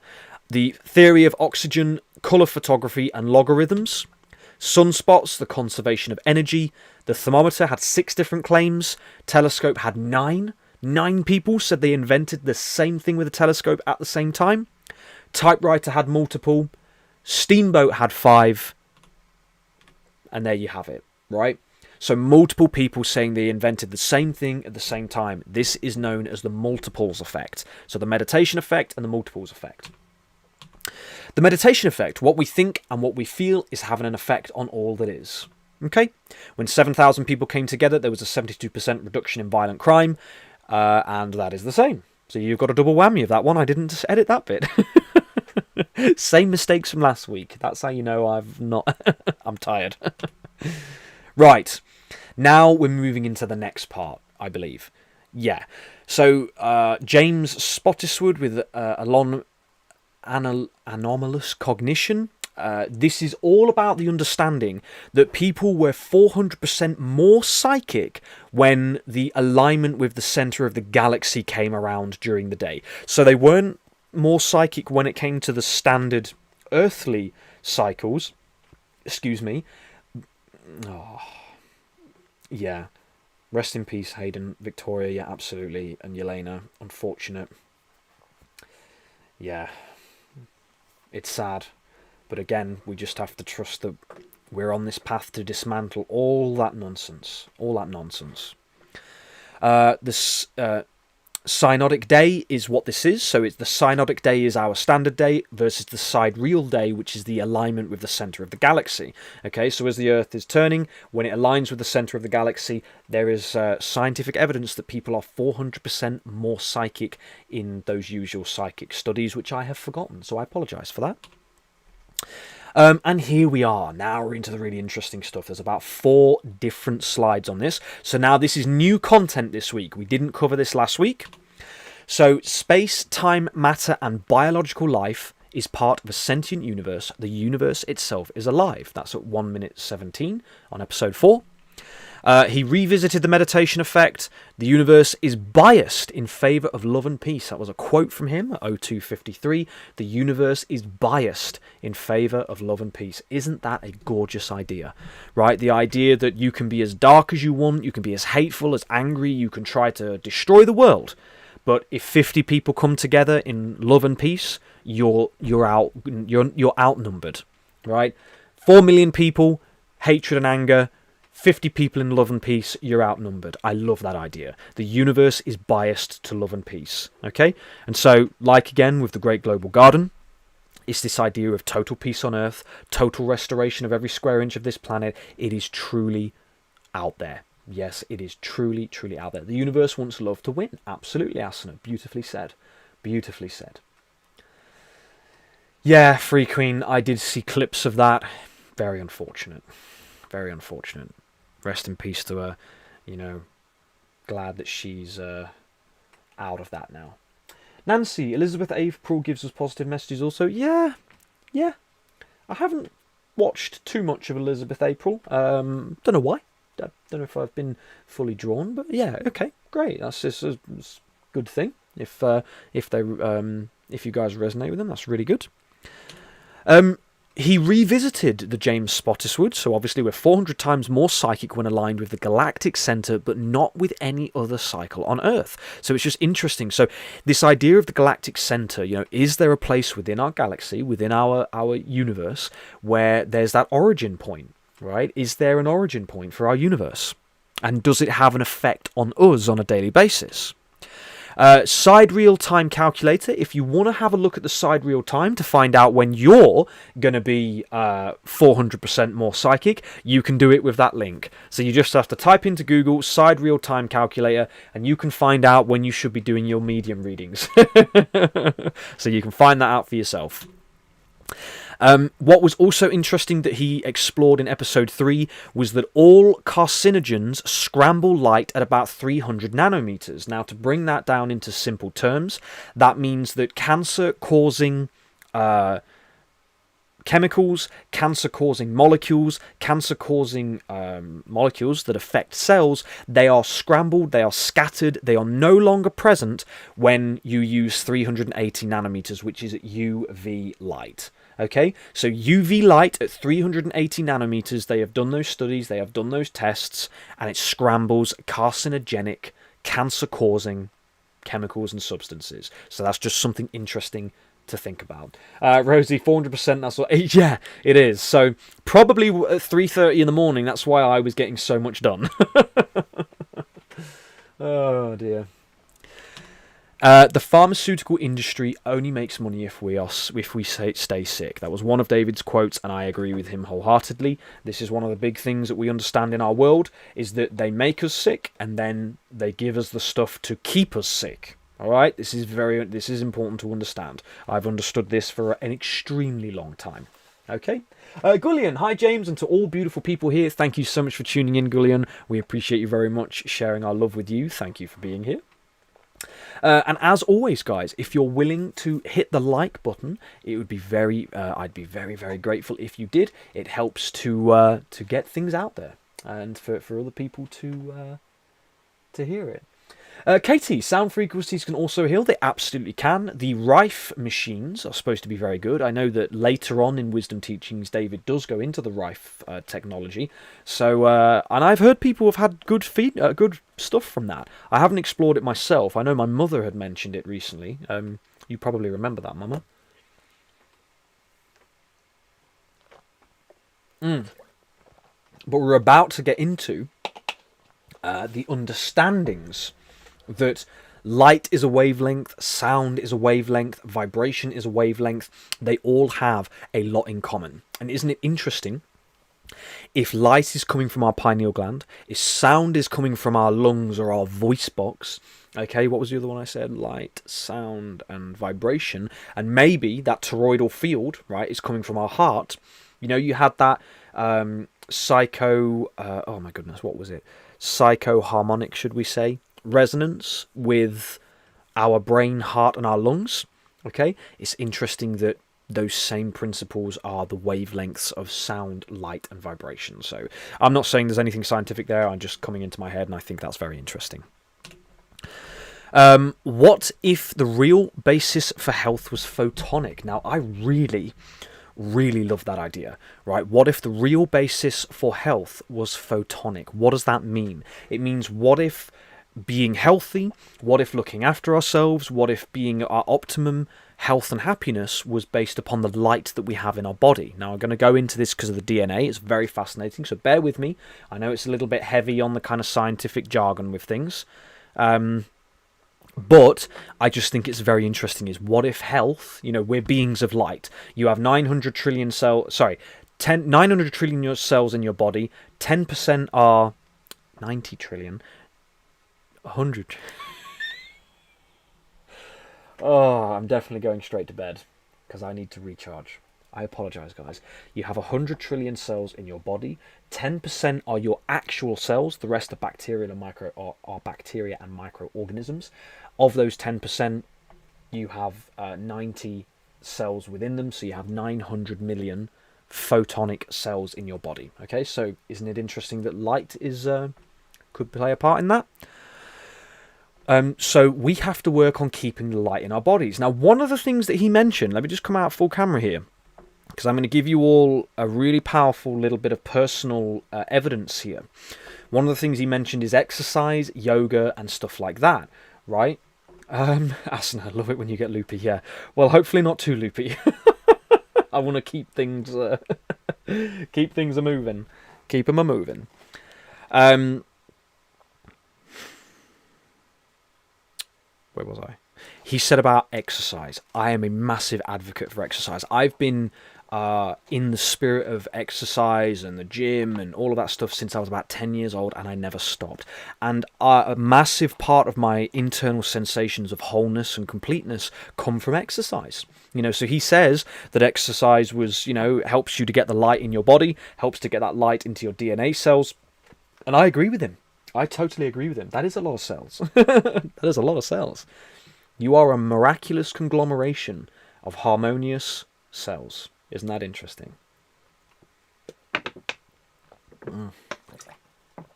Encoding overloaded. Consider... Is it? I hope not. Hope it's not. Let's close some things, shall we? Let's get these out of here. Close that down. Close the settings down. Hopefully that works. Yeah, Gullion. Yeah. Yeah, you're right. You're right. I saw that, and you know, we sent our love there as well. You know, very unfortunate. Very, very unfortunate. All right then. Back again. So we have to keep work on keeping the light in our bodies. Break it. So what they did in this experiment is they broke DNA open with ethidium bromide. This is what I couldn't remember last week, so thank you for your patience. It was ethidium bromide. So from that, so the human body has 100 trillion cells. Only 10% of the cells in your body are human. 100 trillion, only 10% are human. That leaves you with 10 trillion cells. In every single one of those individual cells, there are 46 chromosomes. Each chromosome has 2 chromatids. So you have a total of 92 DNA molecules in your body, and each one in each cell is storing 1,000 photons. So you have literally 920 trillion photons in your body. Okay? You are light. You are literally light. When they did this experiment, they had a quartz jar. Within that jar, they beamed light into it and they measured the photons. I'll show you the diagram in just a moment. They measured the photons, they were scattered everywhere, and they counted all the photons. When they put DNA in the jar, all the photons just went zoop, and they went straight into the DNA. Pay attention here, guys. Don't mean to be rude with that too. Really focus. So let's take a nice deep breath in. And breathe out. They took a quartz jar. They shone, there was nothing in it. They shone light into the jar, and through the machinery that they had, they counted the photons. 1,000 photons. They counted them all. They then dropped DNA in. So DNA, bloop, gone into the jar. This is dragon's blood, by the way. Absolutely love this stuff. They dropped it into the jar. James is cool. Welcome, my friend. James is cool. You're cool. I'm cool. Welcome, my friend. Appreciate you very much. Absolutely. That's a very interesting point, James. And I didn't research that. So maybe that idea of red light therapy is what David's talking about. So I appreciate you sharing that. So they dropped the DNA into the quartz container. Then they did the same experiment again. And they shone light into it. When they shone the light into it and they measured it again, they found that all the photons of light had gone into the DNA. Okay, and they could see this strand of DNA. They could see the light had gone into it. Why does that happen? David claims that it's because our DNA has a gravitational effect.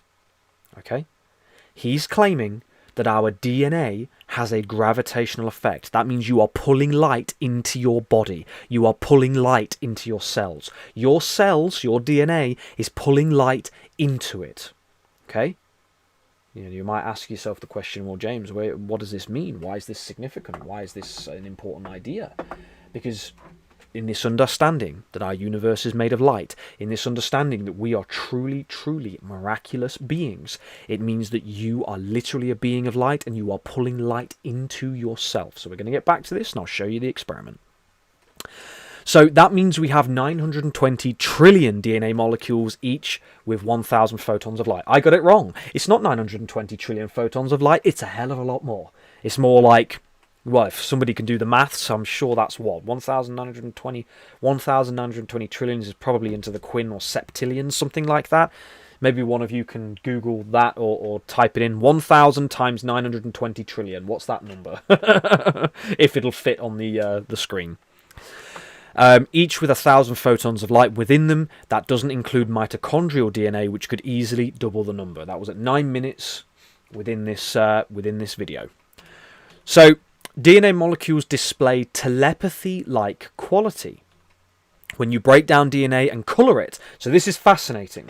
So what we're going to do here, guys, we're gonna blend these two experiments in. I'll show you the bits in just a moment. When you break down DNA and color and then throw it into water, it begins to bring itself back together. This is the gravitational effect. The DNA, when it was broken up into little sections, into little segments, they chuck it into water like confetti and it starts to reassemble itself. Okay? The DNA started to reassemble itself. That is the power of your being. That is the power of healing. This is what the DNA did. They watched it, and David's understanding was it was the equivalent of cutting the encyclopedia up into loads of tiny pieces with loads of letters, throwing it up in the air, and the encyclopedia coming back down again and forming a complete, perfect encyclopedia. That's the equivalent of how miraculous our DNA is. It knows what it's doing. Okay? It knows what it's doing. And it has intelligence, okay? Your body, your DNA, your being, your soul, your consciousness, your thoughts, every bit of you has an intelligence, okay? A photon of light can also store information. This is where David is going. Is that our DNA, that light within us, stores information. You are bloody awesome. Yeah? You are awesome. That is the power of these ideas. Yeah, this is David's research, David's stuff. It brings itself back together, which is the equivalent of travelling thousands of miles and cutting an encyclopedia up, throwing it in the air, and that encyclopedia reforms exactly the way it was. It's nigh on impossible by standard scientific terms. Okay? If DNA is attracted to itself, the only force which this could explain is gravity. This is This is David's understanding. DNA is a wave. It gathers physical molecules together to form the building blocks of life, to form you. Okay? What is a wave? It is a vibration. What is a wave? It is a wavelength, and light itself comprises of wavelengths. UV light is a wavelength. Okay, so it's just that understanding that sound, vibration, and light, they are wavelengths, you know?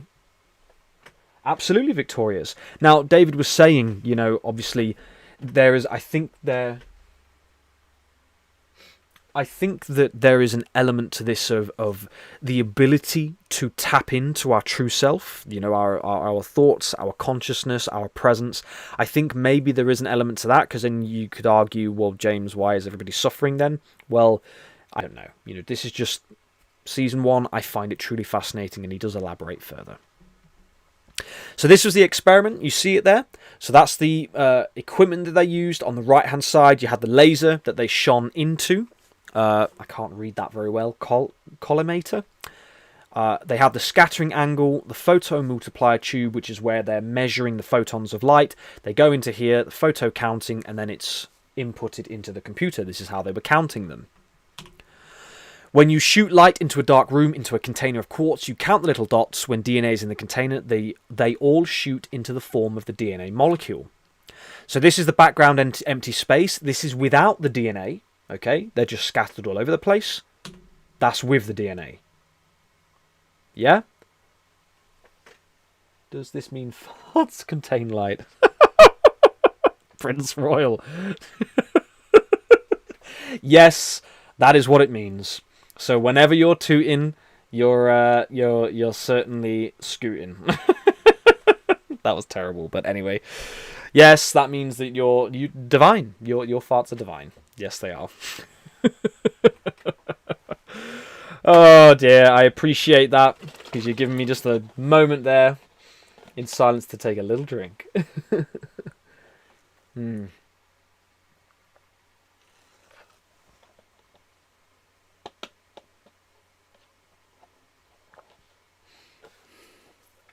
Oh. Right, I'll go through a little bit more, then I'll read the comments and we'll go through our next meditation. So, again, guys, that is light without DNA. That is light with DNA. What's this telling you? It tells you that DNA has a gravitational effect. It is drawing light into it. Okay? I know I did asana. So, without DNA, with DNA. Isn't it crazy? Absolutely crazy. So the phantom DNA effect. Now the other element to this, so this isn't it. We're not even finished yet. The other side to this is when they removed the DNA after the light had gone into it, the guy before he left, Dr. Nikolai Grayev. I'm sorry, guys. I've forgotten the name of the gentleman, which is completely diabolical. I thought I wrote it down. Oh, bless you. Tiffany, thank you so much for the $5 donation. That's very, very kind of you. Oh, thank you so much. How are you finding the stream? Are you enjoying things? It's lovely to have you here. That's very, very generous of you. Very generous, very kind. Thank you so much for that lovely support. I'll pop over a little love heart there. Thank you so much. Very, very kind of you. So, what they found, okay, so quartz container, no DNA, it's scattered. DNA, it's together. When they removed the DNA and double checked, the light was still it left a phantom effect. So the DNA was removed, but it stayed in the same formation. Okay, so what this means that even when you stand up and leave the room, you leave behind a light phantom. Okay, this is what David's philosophy was, and we'll get into why this is even relevant or important in just a moment. So again, the idea is that light is always trying to go into our DNA, and this was the recording that they found. Okay, so David explained this a little bit better. I do apologise, guys. Don't forget, this is season 1, episode 4, and we did share the link in the description. Prince, what's going on here? My farts are divine, folks. You heard it here first from James. The Prince's farts are divine. Yes, you can quote that to the end of time. You can say feedback from James. I have divine farts. Look, I do. I was on the phone to my friend Megan last night, and I kind of broke the ice with a rather large one, and that made her laugh very much. Anyway, so it leaves a DNA phantom effect to it. Okay, so the DNA phantom effect, where the DNA is gone but leaves a spiraling light form. So I'm about to explain why this is important. David is. The wave comes before the DNA. This is the understanding, right? The DNA doesn't come before the light. The wave comes before the DNA. And these waves are all around us. Radio waves, ultraviolet light, it's all around us. Okay, so the wave comes before the DNA. That means that our universe is naturally inclined to form into a geometric structure. That's you. Your body, within your body, is a complex, miraculous, powerful, and beautiful geometric structure. You're truly a miracle. Okay? What if your DNA is an antenna? What if it is tuning into the photons around you? What if the amount of light in your body determines your physical health? This is why exercise is important. Mary, did I say leg? I meant less. Such a... Hi, Mary. Welcome.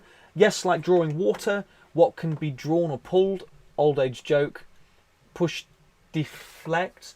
Leg clogs and barnacles to better absorb. It is a private matter. You might have to break that one down for me, Mary. I'm not quite. Are we on about farts again? You'll have to let me know. Sorry, I haven't got through the comments, guys. I want to make sure I go through this with you. So, physical exercise allows this light in. That's a really important one. I have lifetimes of understanding as to why that is so true. Okay, I can truly give credit to a lot of my inner stability, my presence, my passion, my fire, my energy to exercise. Okay?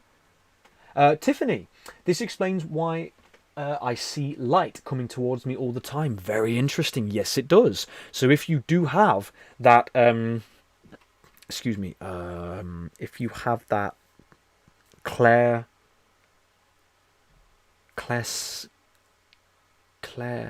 is it clairvoyance? Which is the Claire where you see? Assuming it's clairvoyance, it's not just literally happening to you. I apologise, you'll have to let me know.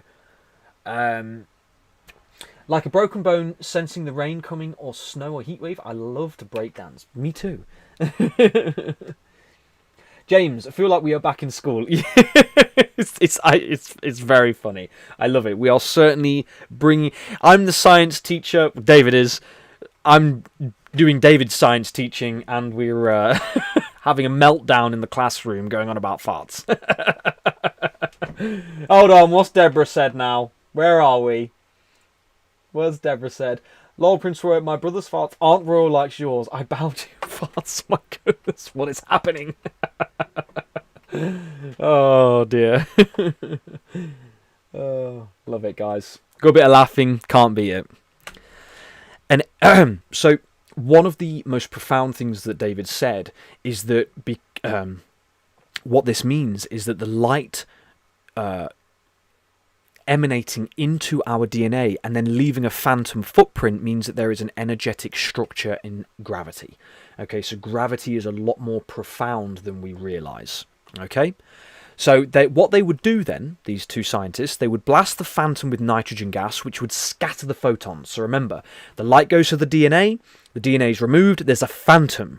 They hit the phantom with nitrogen gas, the photons scattered. However, what happens is that only lasts for 8 to 10 minutes, then the light goes back again, right? The phantom disappears for 8 to 10 minutes and then returns exactly where it was. Now, I want to try to visualize this for you, okay? Let's take this singing bowl. Okay, let's take this singing bowl, main camera. So this singing bowl, we can't see it, okay? We can't see it, but when we hit this, there's vibration. If I place my finger on the edge here, I can feel it vibrating quite a lot, actually. That one vibrates a hell of a lot more. But we hit this, and it's vibrating. Those vibrations like ripples in water. That's interesting. Okay? Space and time being potentially, you know, somewhat liquid or crystalline. Maybe that's to do with light. Did David talk about that? We'll certainly find out over the months. So when we hit this, the vibration is going out. What this is saying is that when DNA is removed, that wave, that vibratory, that light wave, that gravitational wave is still there. So this wave here, okay, it stays. And that's when the light goes back into it. So you imagine, just visualize ripples going from this, light emanating into those ripples. I hope that is kind of helping a little bit. QC, welcome so much. It's iterate cycles between self-closure and hold rate. You're going to have to explain that to me, my friend, because you have a lot more... I have no idea what that means. You'll have to educate me, my friend. Also, pretty nice doing lives on pre-manifest. You might have to explain that one too, my friend. I hope that's okay. Let me know what you mean. Crisea, welcome. Thank you for being here. Please, I want to learn. Let's go with the... Oh my God. Yeah. Well, look, you can look away from the comments section, guys, and focus on the video, and hopefully that's enough. You can close the comments section down a bit. Oh my goodness. Okay, I understand that. It's a little bit of fun. I'm sorry if it's a bit if it's not quite your cup of tea. You know, you should be able to click on the little arrow and it'll close the chat box for a while, and we'll move out, but you know, move on from it. So anyway, coming back. So full monitor. So remember, after 8 to 10 minutes, the light goes back into the DNA. Fascinating. This remains visible for a whopping 30 days after it's removed. So this doesn't just happen and then it goes away after half an hour. That light is still visible. The light in that geometric spiral DNA structure is still visible 30 days later. Okay, so I'm sat in this chair. When I get up and I leave, my phantom light body stays here. Okay, can I explain that any further? No. Sorry, guys, I'm not quite at that level yet. But let's just keep this here for a moment. What that means is that whenever you're walking around your home, the light of you stays exactly where you were for 30 days. So it's truly interesting. This is episode 4 of David's Wisdom Teachings. And we'll get onto our meditation shortly.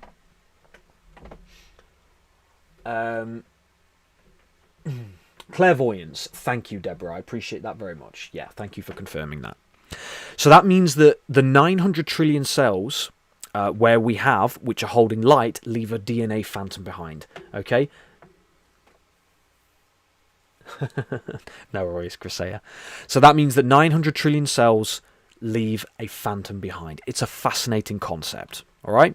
DNA is harnessing a non-electromagnetic energy. Gravitational energy has a quantum spin. This is what David mentioned. And it suggests that this wave which holds light in place is essential for health. Apologies, guys.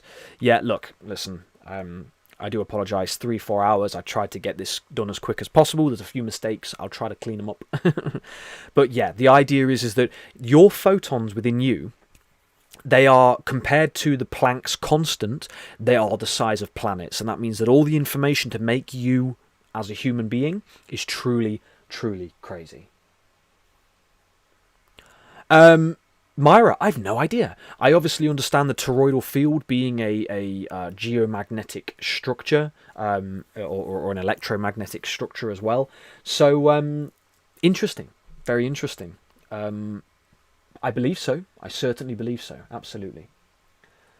Nancy, 30 days. This explains seeing my grandma hours after she passed. I really appreciate you sharing that, Nancy, because it actually made me think. When I was a young boy, let me tell you a quick story. Sorry, guys. I feel like you guys will find this interesting. My mother will confirm this in the comments. When I was a young lad, my auntie Julie passed. Loved her very much. Beautiful woman. My father's sister. When she passed, we were in London in her flat, her ground floor flat, and I was in the hallway and I was messing around with like grabbing a broom or something, and I don't need any other confirmation. I looked to the left of me and I saw somebody walk into her bedroom. Okay, and I saw it. I literally saw it with my own eyes. Now that kind of freaked me out at the time, so I ran into the living room and I said to my mum, I've just seen somebody, and my father, I've just seen somebody go into Julie's bedroom. We all went in and no one was there. So we all went in the bedroom, nobody was there. But I saw it. I saw it out the corner of my eye. I turned, and my physical reaction was, oh my goodness. And I was only a kid at the time, and I ran in and I said, somebody's just walked into Julie's bedroom. And so what you just said, Nancy, it made me think of that, because I thought, I bet I saw Julie's light body. Yeah, I bet I saw her light body going into the bedroom, maybe having a look around, maybe, I don't know, maybe she was revisiting, you know. Ooh, feel interesting sort of emotional presence talking about this. Not enough to make me cry, but I certainly feel some kind of warmth going on. You know, maybe it's that idea that we, you know, once we pass away, time becomes non-existent and we start to, you know, I can zoom here and then zoom to when I was living in Grantham and zoom to Ireland when I live. You can just go all over the place and visit what you experience, you know, and time's not the parameter of existence, so it's quicker. It's like instantaneous. Rosie, I've seen a few things I cannot explain to James. Very interesting. I mean, if you'd be willing to share, maybe even message me, I'd love to know about that. Because that was definitely one of them when I was a kid. I know that I saw somebody walk in. I know I did. Being a kid, it kind of appreciate that, Free Queen. It's okay. It's not it's not so much there. It's just, yeah, it's very interesting. Maybe I should. Maybe after. Maybe after. Prince Royal. My grandfather came to me when he passed away halfway across the country. He gave me a message to pass to my dad, and about 20 minutes later my dad got the call. My grandfather came to me. That's very interesting, Prince Royal, and I hope you don't mind me saying, but I know a few people who've had that experience, you know, and that again, isn't that incredible? You know, just this understanding that during this process of transition, you know, we're a lot more... Yeah, thank you, Rosie, I appreciate that. Yeah, do so, I'm very interested. That's very interesting. It's that idea that, you know, when I pass away, I'm no longer as confined to the physical world and so I can go to meet my loved ones. I can, you know, even if I'm on my way of passing. So, yeah, it's heartwarming. It's evidence of the other side. That's what this is talking about with the light and the DNA. It's evidence of what's beyond the physical, right? The idea that our DNA holds light, that we hang around when we're not there, you know, even when we're alive. My mother, actually, yeah, sorry, Mom, you just made a perfect point. My mother has had some phenomenal experiences, a lot more than I have. It'd be lovely to share. Maybe I can share next week. That would be nice. Maybe, Mom, what do you think? Let me know.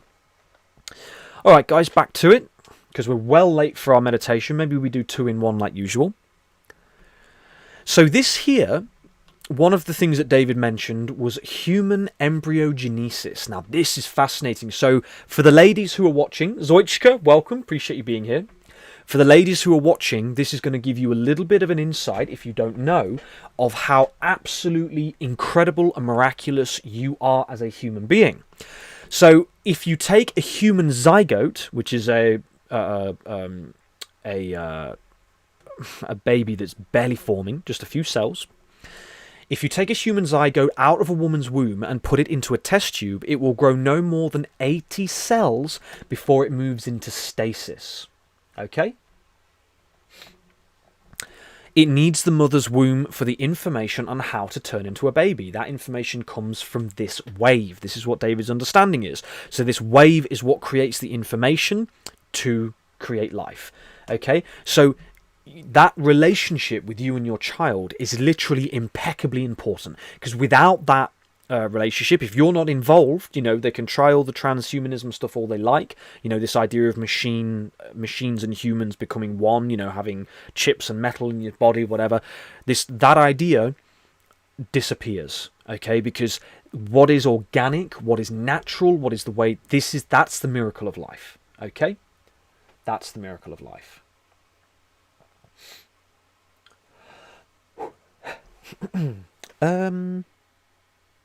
I'll have a bite in a minute if that's okay, guys. I'm getting a little bit hungry.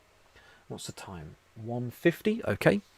So again, yes, it's this idea that it only reaches 80 cells. Now remember, we're made up of trillions of cells. Okay. So, and this isn't, you know, for the guys who are watching as well, we're all equally, I never like to just single it out. We're just talking about obviously growing in the womb right now. We're all wonderfully valuable and important in that. But the idea is that if a zygote, if the cells of a baby are removed from the womb, it stops, because the information is not just in. Thank you so much for this is Pytastic. Very clever. I like that. QC, I like that. Sorry, I'm not responding to the comments as much, guys. I'm trying to keep it on the education. So, again, your relationship as you're bringing children into the world, you know, if you're not, that's fine. You know, please don't. I hope this isn't upsetting to anybody. It doesn't matter. It's just part of life. That's okay. Next lifetime you will, or whenever. That's totally fine. But you know, if you have had that experience, it's really, really, truly incredible. It means that your child being in the womb with you, being present with you, is imperative, right? It means that the wave within your womb is the universe, basically. How about that one? Let's go. Let's do an eyeball. Talk to your eyeballs here. Your womb, the presence of your child within you, it is in the universe. You are bringing that child into the universe. Your womb literally is light. You know, as the DNA is forming, as the cells are forming, light is going into those cells. That light is giving life to those cells. You're giving life to your child. As your child continues to grow, and the information within the DNA, which draws light into it, as it begins to give that information, the baby grows into how it is supposed to be, and that is absolutely mind-boggling. The amount of information required, remember, you cut DNA up and you throw it down and it starts to form itself. You do that with an encyclopedia. It's like cutting it up into tiny pieces, chucking it up, and it forming back down again. Insane. Absolutely insane. That is what you are. So when we look in the mirror and we think, oh, you know, I haven't got much self-worth. My goodness, are you kidding me? You're a walking celestial miracle. It's crazy. It's absolutely crazy. So coming over to the full monitor, again, just that understanding, you know, that DNA wave, okay? The DNA wave, the wave becomes before the DNA. It's the wave that is forming the child, and that is you, okay? You are creating that space. Crazy. Beautiful. All right then, so here's another example here, so it just shows you, now forgive me, I didn't get enough time, but roughly I think about this stage here, oopsie, wrong side, so about this stage here, if you take a zygote out of the womb, it stops. There's no longer the information, there's no longer the wavelength, you no longer get the child growing, okay? Truly amazing. Okay, I believe, I don't know if this is Vladimir Budakovsky in the 2000. He recorded a fragment of a healthy raspberry plant tissue in a hologram with a red laser. Right, so bear with me here. Let me just come back over. So a gentleman, so you can put information into a hologram, okay? So you can take a hologram that is light, okay? That is light in the hologram, and it's received that information, okay? So that picture, the picture of the hologram is the information. If you take a picture, a hologram, of a healthy raspberry, and you shine that into a raspberry plant with a tumour, with a disease, the raspberry plant starts to form into a perfectly healthy, complete plant. This is research done by Mr. Budakovsky here. Oh, I'm not even on the thingy. So this is research done by Mr. Budakovsky. When you shine the light, so it's basically this pen. This is a bit of a crude example. Main camera, right? This is the decayed. This is the cancerous raspberry plant. This is what we want the raspberry plant to look like. Hold on, I need to make sure that I've got proper materials here. Come on, James. Where's the other pen? No. Oh, come on. I keep losing these blue pens. Bummer. Wait a second. Hold on. Better idea. Right. Sorry, guys. This pen here is the raspberry plant with the tumour. This is the image of the raspberry plant in its perfect form. Perfect form, tumour.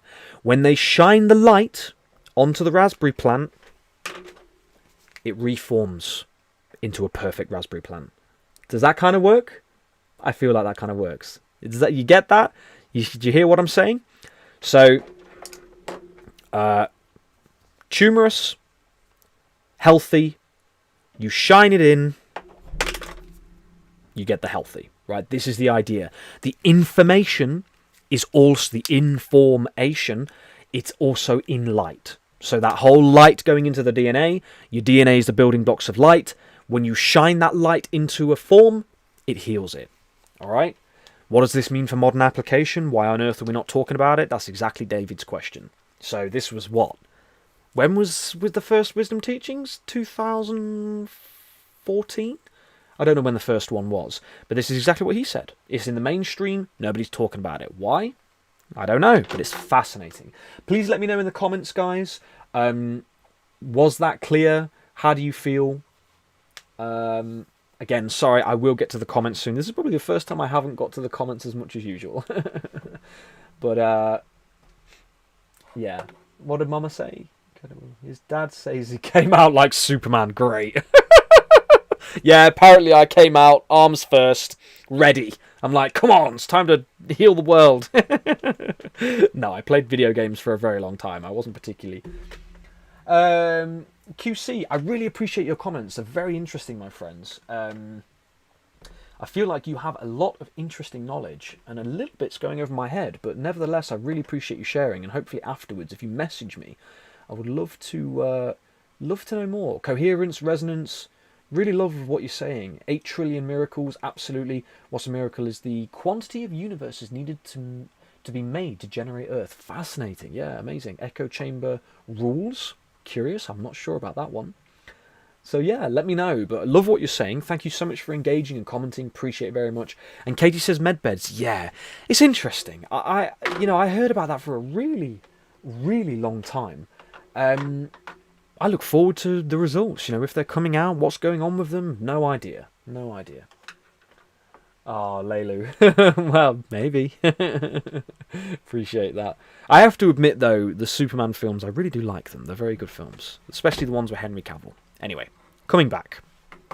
Let me know in the comments, guys, did that sort of example was that helpful. So they zap the healthy raspberry plant hologram into a raspberry plant with a tumour. That's not supposed to be two.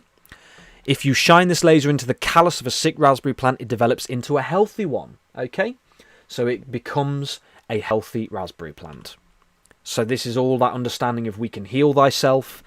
The entire genetic code can be enfolded into a single photon of light. This is again the power. And you have 920 trillion in you. Okay? Photons are much larger than Planck's constant, that should be spelt different, which is 10 to the power of 32 centimeters, if I'm not mistaken. Photons are like the size of planets compared to that, which means they are big enough to hold complex geometric structures within them. We have 900 trillion of these photons within us. There is lots of room for the fractal structures, and digital biology model DNA is written into the background of space and time. We are divine source consciousness. We are the universe. Everything that we need to heal ourselves is within. Beautiful. And there's a little diagram. Goes from that to a beautiful, vibrant raspberry plant. And there we go. Right, guys. Oh, excuse me. Give me just a moment. I hope you don't mind. I hope some of you don't mind me having a couple of bites of my food. Talking this long is quite... takes a bit. So this is my dinner. I hope you don't, like I say, hope it doesn't upset anybody.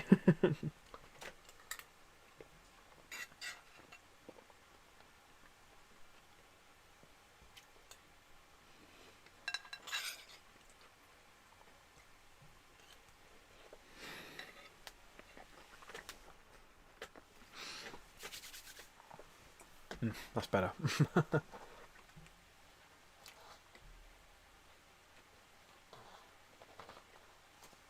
QC, you really are presenting the some really curious and fascinating things. Thank you, Free Queen. Very curious, my friend. I wonder if the terminology can be simplified and understanding what you're saying a little bit more. You'll have to let me know. Right, guys. It is time for our meditation. I wrote it down, this one. We are meditating to connect with the light in our bodies. Alright? I have the Harry Potter theme tune in my ear. That's probably not going to help me too much. Hold on.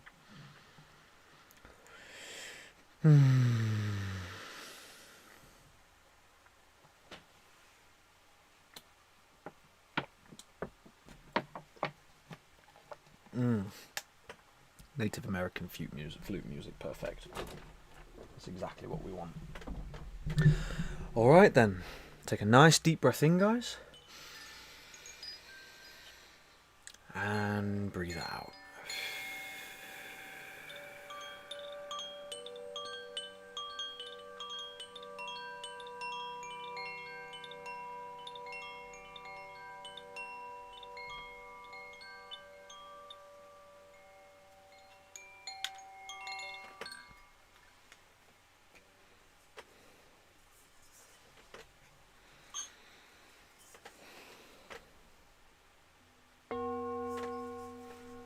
I should really play my flute for you, shouldn't I? It's very silly. I don't think I've done that once.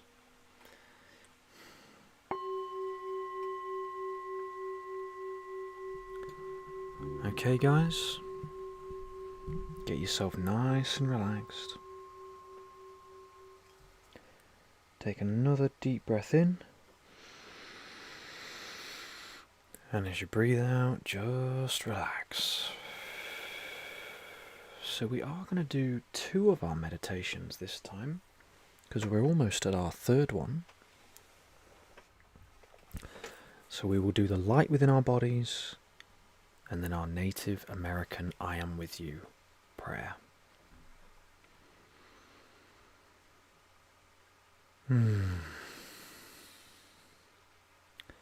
So bring yourself into the present moment. Feel yourself right here, right now, in your body.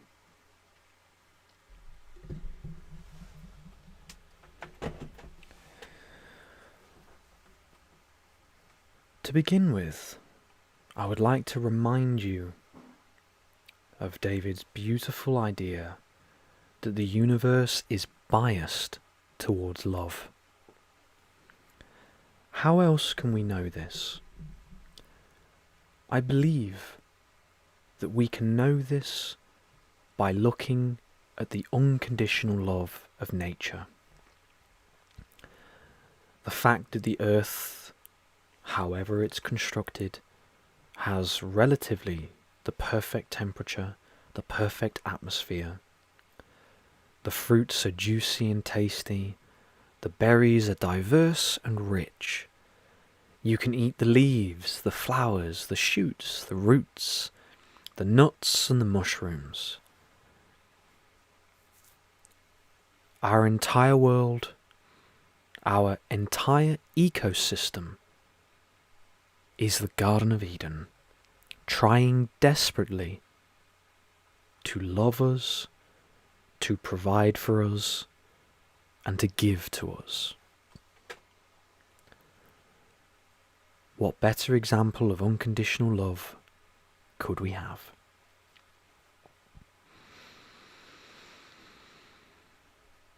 As we have explored today, you are literally a being of light.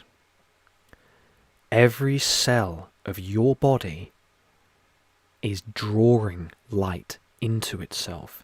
It is calling light. Gravity is that call, and light is seeking you.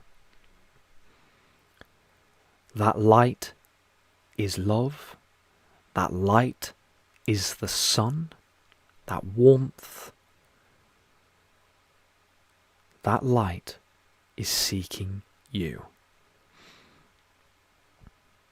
As we go on this journey and we experience ills and challenges, difficulties, when we look at the eclipse a bit too long and we blind ourselves,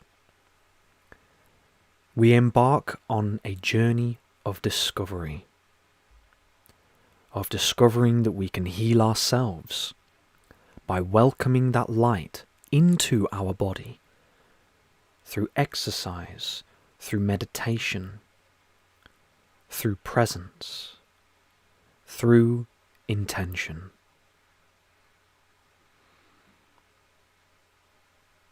The fact that 920 trillion cells in your body are calling light into you is truly a phenomenon.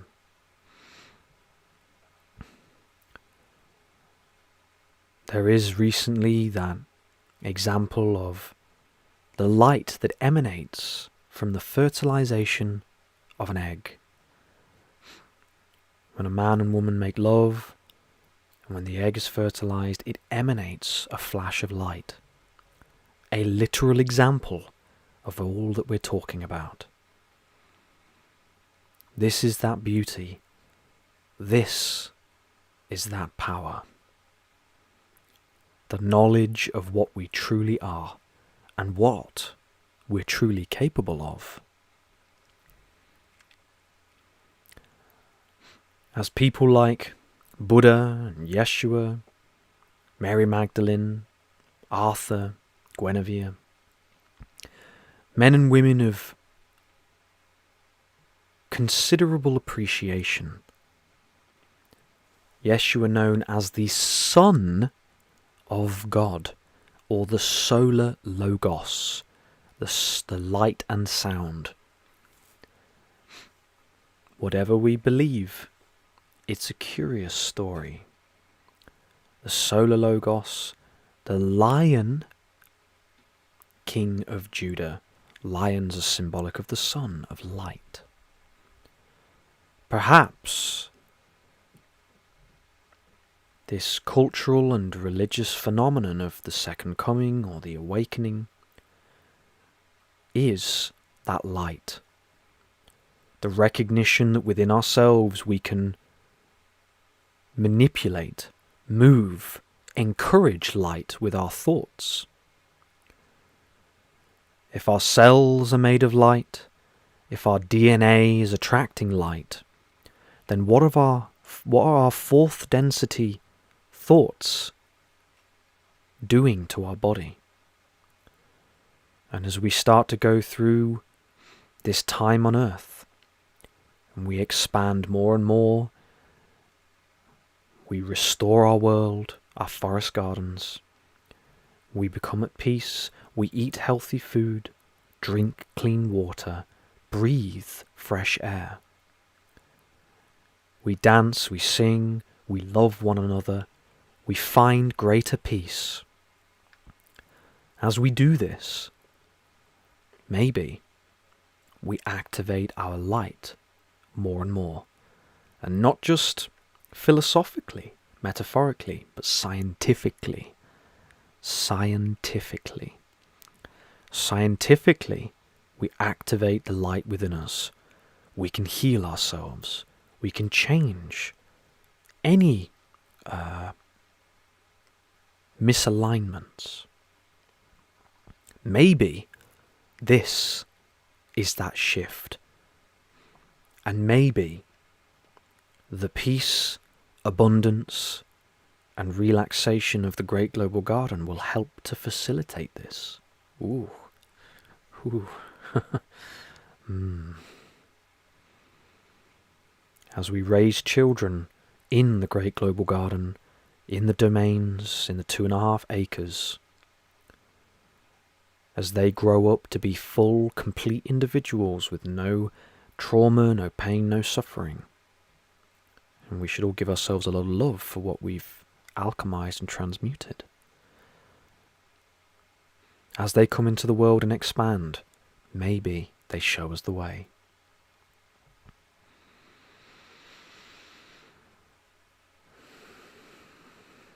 I'd like to invite you to take a nice deep breath in, just to assimilate those words.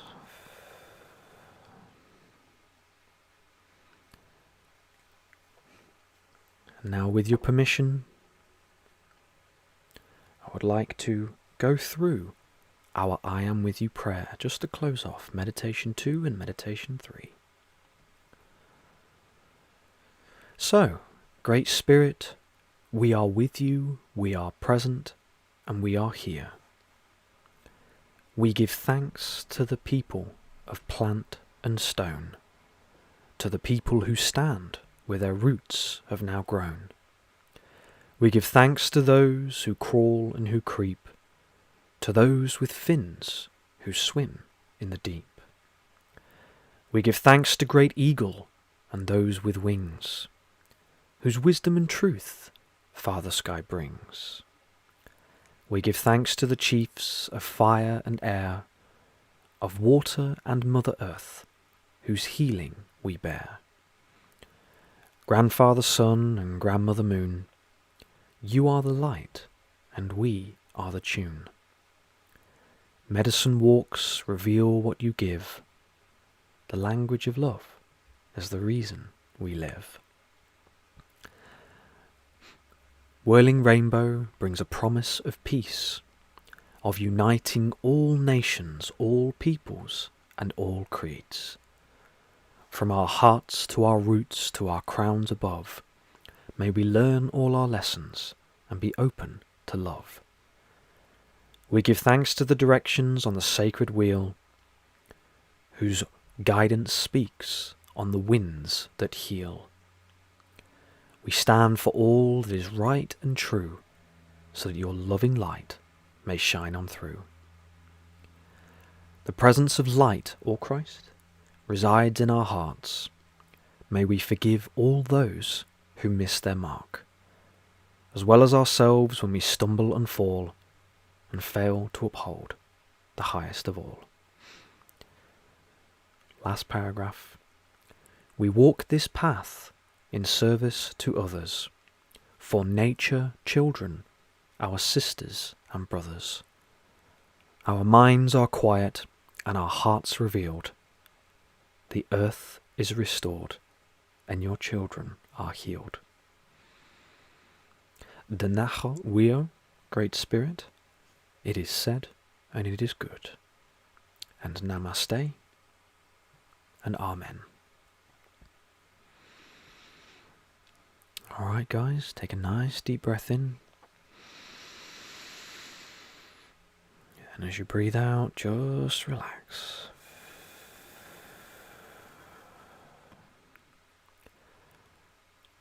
There was a lot there, so take a moment for yourself to be present, to feel whatever you wish.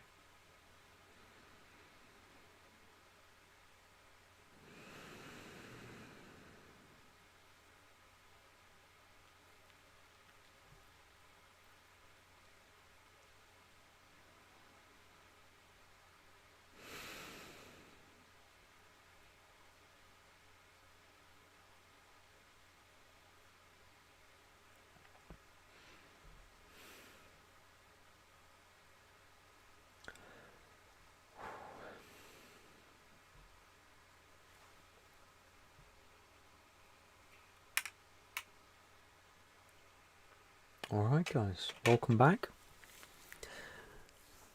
I am, in that meditation, very grateful for David and everything we've just explored from Lesson 4, everything we've just done with our meditation, and I am grateful for my, for the I am with you prayer, because I've stopped saying it every day for a little while, because I've been so engrossed, and it's just nice to kind of the idea of that prayer is that same idea of wholeness, is trying to address everything and everyone.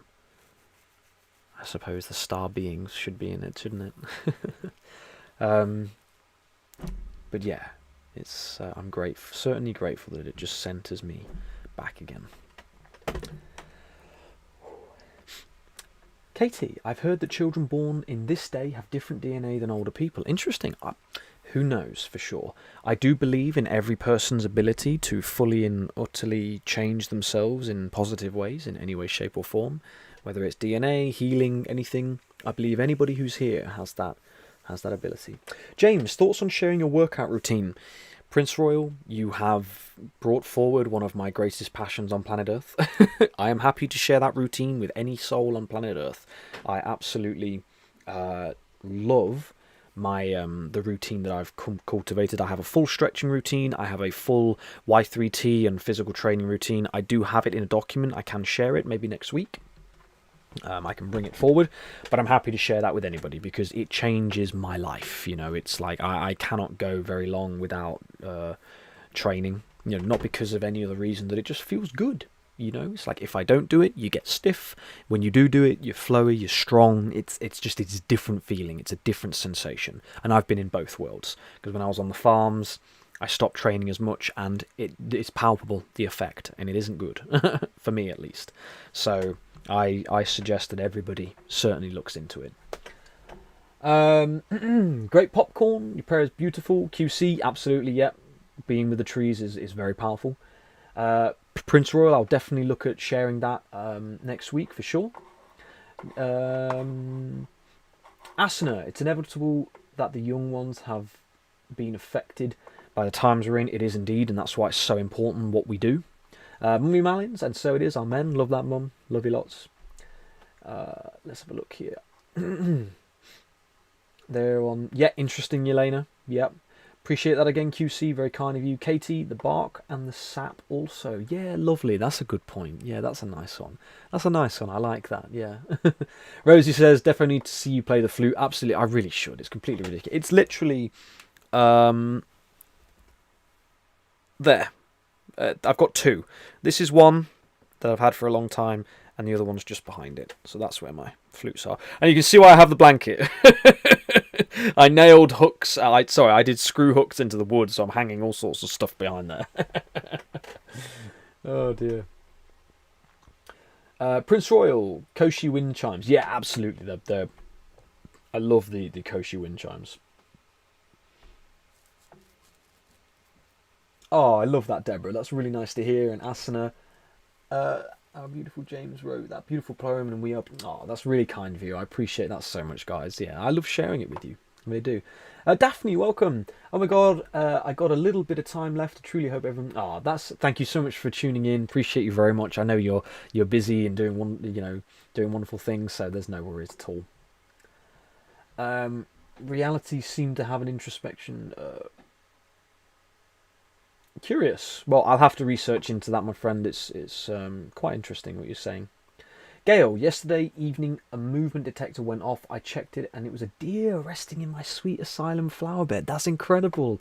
How beautiful. Have you looked into that? What does sweet asylum stand for on a sort of a deeper level? Because I know deers have a really good... I mean, deers represent gentleness. That's the Native American representation, is gentleness. It's really powerful spirit animal.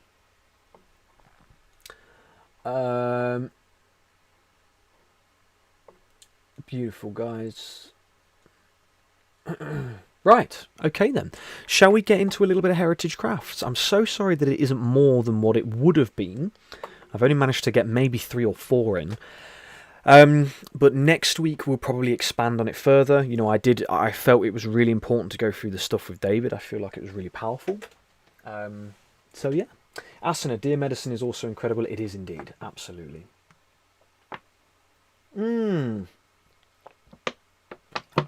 I love that great popcorn. Beautiful. Amazing. QC, I believe when Asana's talking about deer medicine, she means the spirit of the deer, like the deer itself as a being, as a presence. I'm so sorry, guys. I tried my absolute best to get more down, but we'll go through what we've got. And QC, I don't have a what do you call it? A shortcut for things like Discord. If you go down into the description, though, you should find the link for the Discord. I thought today I haven't been in Discord for a while. If anybody's been in there, I do apologise, guys. I'll try to get back as much as I can. Absolutely, Asana. Native practice of deer medicine. Absolutely. Yeah. Right then. So heritage crafts. So here in the United Kingdom, I don't know if it's different elsewhere, but I'll speak for the United Kingdom. There are 285 heritage crafts. 72 crafts are listed as critically endangered. 93 are listed as endangered as a whole. And 115 are deemed currently viable. That means that people are really going into all of the crafts that are available. Really, really good stuff. Some of the ancient skills and talents which could be deeply enriching and interesting to explore are at risk of being lost because the masters of these crafts are passing on and taking their knowledge with them.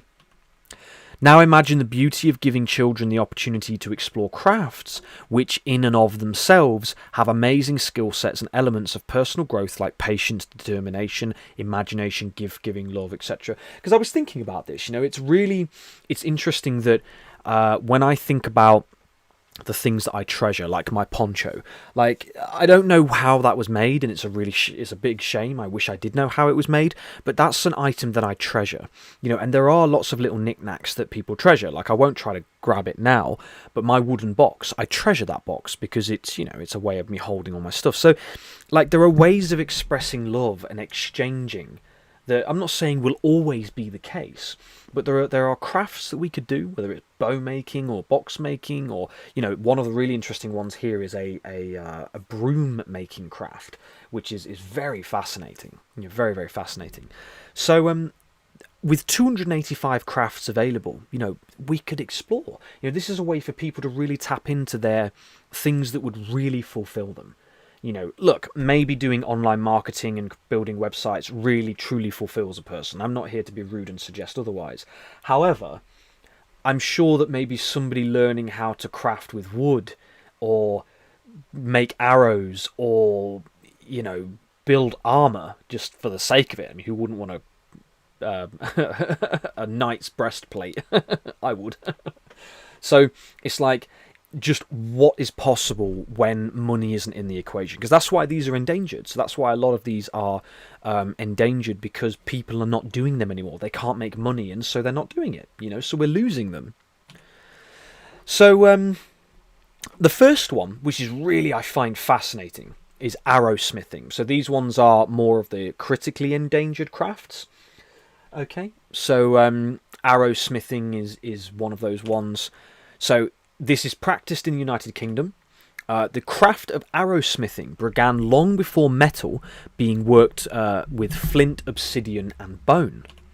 The most famous early example comes from Ortiz. I don't know what the two dots pronunciation means, but Ortiz, the Iceman, around 3300 BC. 33, that's interesting. Whose quiver contains sophisticated arrows with flint heads glued with birch tar and lashed with animal sinew. So again, it's like, okay, well, obviously, I think you guys mentioned earlier, I'm veggie, so I'd be less inclined to use animal materials. Some people might think otherwise or feel otherwise. That's fine. But this idea of being able to look after ourselves. The other thing is using nettle rope. So one of the ones I would have loved to put in here, it was really funny because our friend Craig, he got made this beautiful wool rug. So they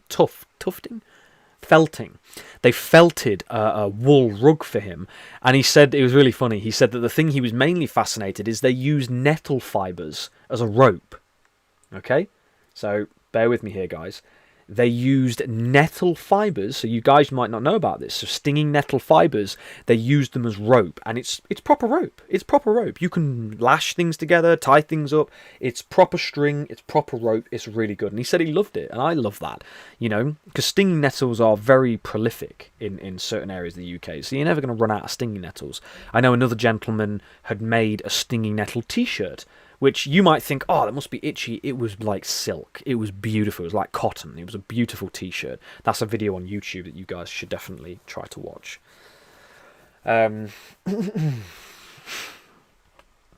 So, coming over.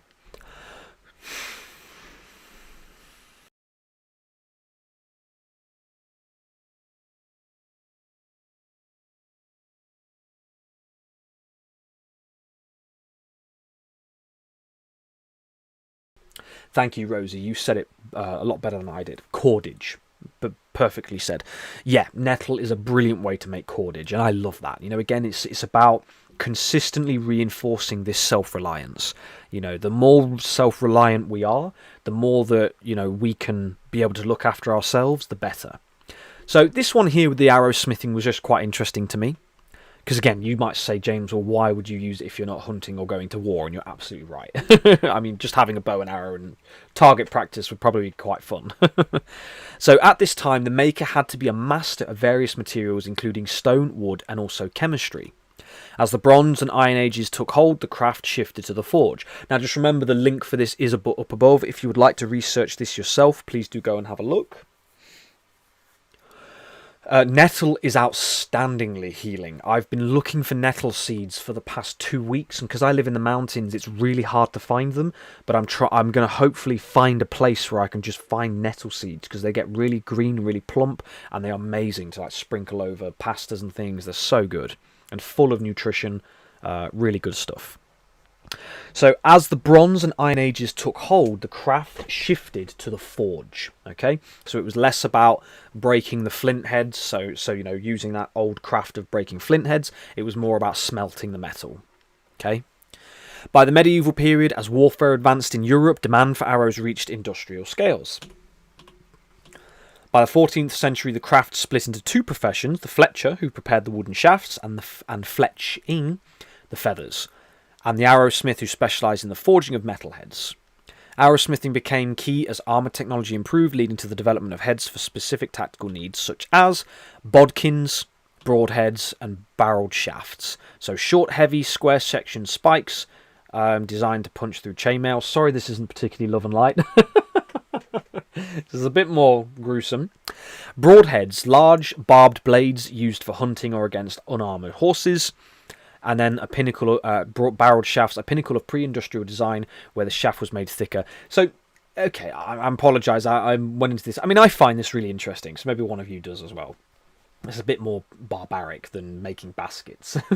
But it's just interesting that this is a heritage craft that is starting to, starting to shift away. Lucas, welcome, brother. Evening, everyone. Sadly, work has kept me off this evening's live. Sending love. we'll hopefully be back to normal next week. Well, bro, you would have really loved the idea of the DNA having a gravitational effect and drawing light into it. I'll have to talk to you about it when I see you next.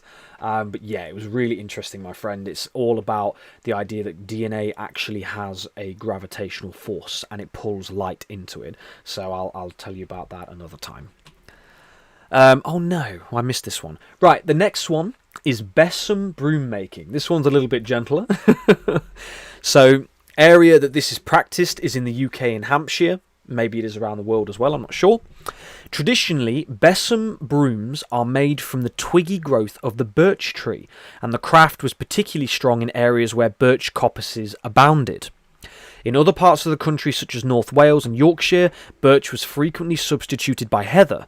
Marram grass has also been occasionally used.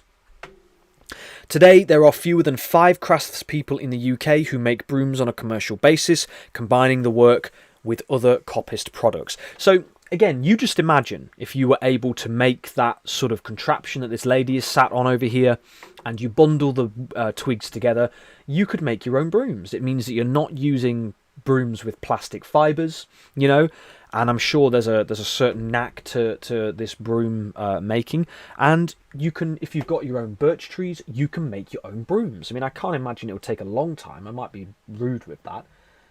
Absolutely QC, 100%. It's no bueno. So this idea here is that, you know, your brooms are natural. They're natural. Thatched roofs as well, Prince Royal, you're absolutely right. You know, I know a guy who's one of the UK, Lucas and I know him actually, he's one of the UK's last proper thatchers who does it the traditional way.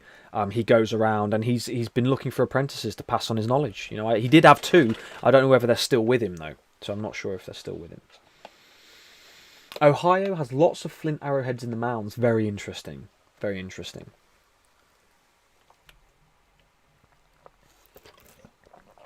Oh, I've never even heard of a nettle. Interesting, Anika. Stinging nettle? Have you heard of stinging nettles where you are? Ooh. Urtica. Oh, James. Diotica urtica. Stinging nettle is something like, the Latin name is something along the lines of or Urtica diotica, something like that. Because it always made me laugh, the fact it's called Urtica. Because it bloody hurts. Oh, they're both still thatching with him. There you go then. Thank you, Lucas.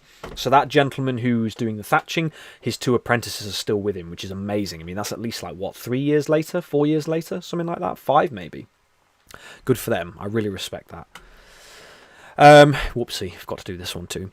So this craft was particularly strong in the Tadley district on the Hampshire-Berkshire border, which was a centre for woodland craftsmanship, with large numbers of rake makers, besom makers, hurdle makers, turners, and many others. So there's a whole host of crafts right there.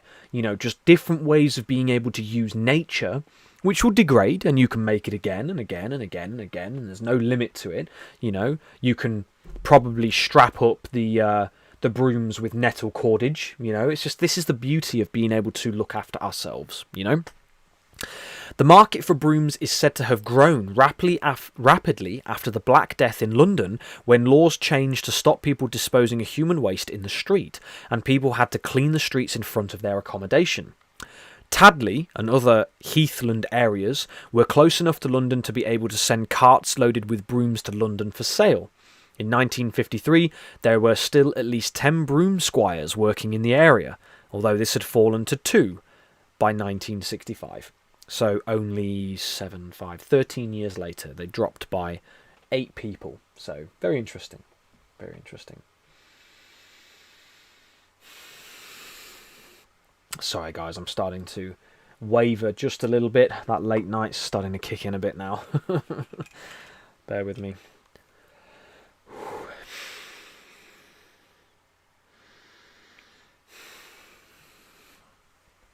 Oh yeah, besom broom making. Oh yeah, I managed to miss quite a few of these. So, number 3, encaustic tile making. Now, you might not be too bothered about this, but I just thought, again, this idea of artistic creativity. You know, the area that this is practiced in is UK, Shropshire, Kent, Sussex, Edinburgh, and Midlothian, which I don't even know where that is. What on earth? I've never even heard of that place. The origin is in the UK, first used in the 13th and 14th centuries. However, they were at their height of popularity in the 19th century as part of the Gothic revival. The earliest encaustic tiles in Britain date to the mid-13th century and were a progression from earlier mosaic floor tiles and were mainly confined to monastic and royal buildings. So what's coming to me now, I think that would be really good, is if we do maybe each week we can go through like 5 or so heritage crafts and sort of like just keep our knowledge building on what creative ideas are out there, because obviously we can't do 285 in one live. It would take like 15 hours to probably go through all of that, but maybe we could do it over the way. Oh, amazing, Deborah, brother James, I know a gal who makes besom brooms here in Ohio. Incredible. So it's not just the, I mean, I know this is silly, but it's not just the UK, and obviously the craft is still alive and well around the world, which is really lovely to hear. So this technique is likely to have come from France, where there was a thriving encaustic tile industry from about 1200 AD. Interesting. Right, guys. Appreciate that, Rosie. Maybe we do that then. I think that would be nice. You know, then we kind of keep the ball rolling. Right, guys. I am starting to flag a little bit. And it's only because of the late night. Why am I breathing? Because when I talk quite a lot in a stuffy room, I get a bit stuffy, but I'm not normally like that. I want to go through the Prisoner Reformed. It's a lot of reading. It's quite a long time, and there's no guarantee we'll finish it. Now that poses a bit of a problem, because if I start the Prisoner Reformed today, and we don't finish it, is everybody going to be here next week and on time to finish it with us? That, I don't really like the idea of that. If you guys miss out, that's a little bit unfortunate. We might be able to get through it all, but my mind is already telling me we won't. Which equally poses an issue because I haven't got any more slides. We can save it for next week. Probably a good idea, Prince Royal. That is probably a good idea, for sure. Right, let's have a look here. Okay, so let me just have a quick look. So we've definitely gone through... Is there another one? I don't think there is. So I haven't got another one, unfortunately. Right, guys. Yeah, okay, and I appreciate that, Rosie, yeah, probably. Leilu says you should wait until next week, James. Fair enough, I appreciate that. That's a good idea. Deborah says it's been passed down from females in her family. It's pretty cool to watch her make them. It's definitely a special craft, absolutely. You need RNA. I love you, Mum, I appreciate that. Bradine, I agree with Princeton. Yeah, alright, guys, well, I appreciate that. I tell you what I was going to do. So one thing I did think about doing is I'm going to show you my... very quickly, I'm going to show you my social medias, because some of you might only know me on one platform, but I'm actually posting on all 4. Okay, so I'm posting on all 4, and so I kind of want to show you the kind of progress that's happening. All right, so hopefully that's okay with you guys. I just think it's great to show you kind of like really how things are starting to move forward. Absolutely, with the nutrition, I do have a delicious dinner cooked by Annie, so I will eat that afterwards fully. So, right, full monitor. I'll come over to... We'll start with Instagram. So, cool enough... Let me zoom in here. That's very small. So, interestingly enough, I've now gone to 7,144 followers. So, I've gone up about 3,000 and something since we began. But what's really working is the short videos. Okay? So, if you look here... So, these are videos that I've done. This one got 1,400 likes. This one got 1,000. Other ones not so much, but they're, 255 is pretty good. That's pretty good. So this is what I've been posting each week. So these are the short videos. So I won't go... I'll click on this one. It's like things like this. Again, lots of likes, lots of comments. People who are beginning to, sort of position what we're talking about. I'm trying to do videos that really sort of resonate. This one was giving the Earth living person rights. So this is on Instagram, and you guys are welcome to follow me over there, by the way. So that's actually quite a good one. If you haven't, and you do have Instagram, it's just James Malins. So you can follow me over there. I might have to get rid of the blue check mark, because it's 40 quid a month, and that's a bit of a stretch at the minute. I don't think I can push that. These images I make myself. So these are the images that I make, which is very interesting. This one did. I didn't do. It's different how it pushes things. It's always different. Yeah, Prince Royal. My friend, I ask myself that question every day. The amount of hours it takes is absurd, because I reply to every comment as well. So I try to reply to every comment, because replying to the comments pushes the videos further. So if you ever see me replying to comments and not messages, I apologise, guys. This is why I'm so bloody busy. You know, so I reply to all the comments of these and as many messages as I can. This was a hummingbird hawk moth, which is really cool. So this is Instagram. Facebook's very similar. You know, so I'm on it with Facebook too. Again, like, so this image here, 257 did really well. 108, you know, these things are moving. 222, 120, like, it's working, you know. Some of the ones further down are where I got a bit more. Where are we? Oh, look who that is. Sorry, I don't want to... Anyway. Ironically, so if I come to our... hold on a sec. If I come to the Facebook group, I'll just open these up. Great Global Garden. Do you know, I really thought to myself I wanted to move the screen away, and I'm so glad I did, because whatever that was vile. That was a really intuitive moment to do that. That was so weird. Thanks, universe. I appreciate you. That was one. Where's the other one? Thank you for your patience, guys. Give me 2 secs. Because both of these did really well. Was it this one? Which one was it?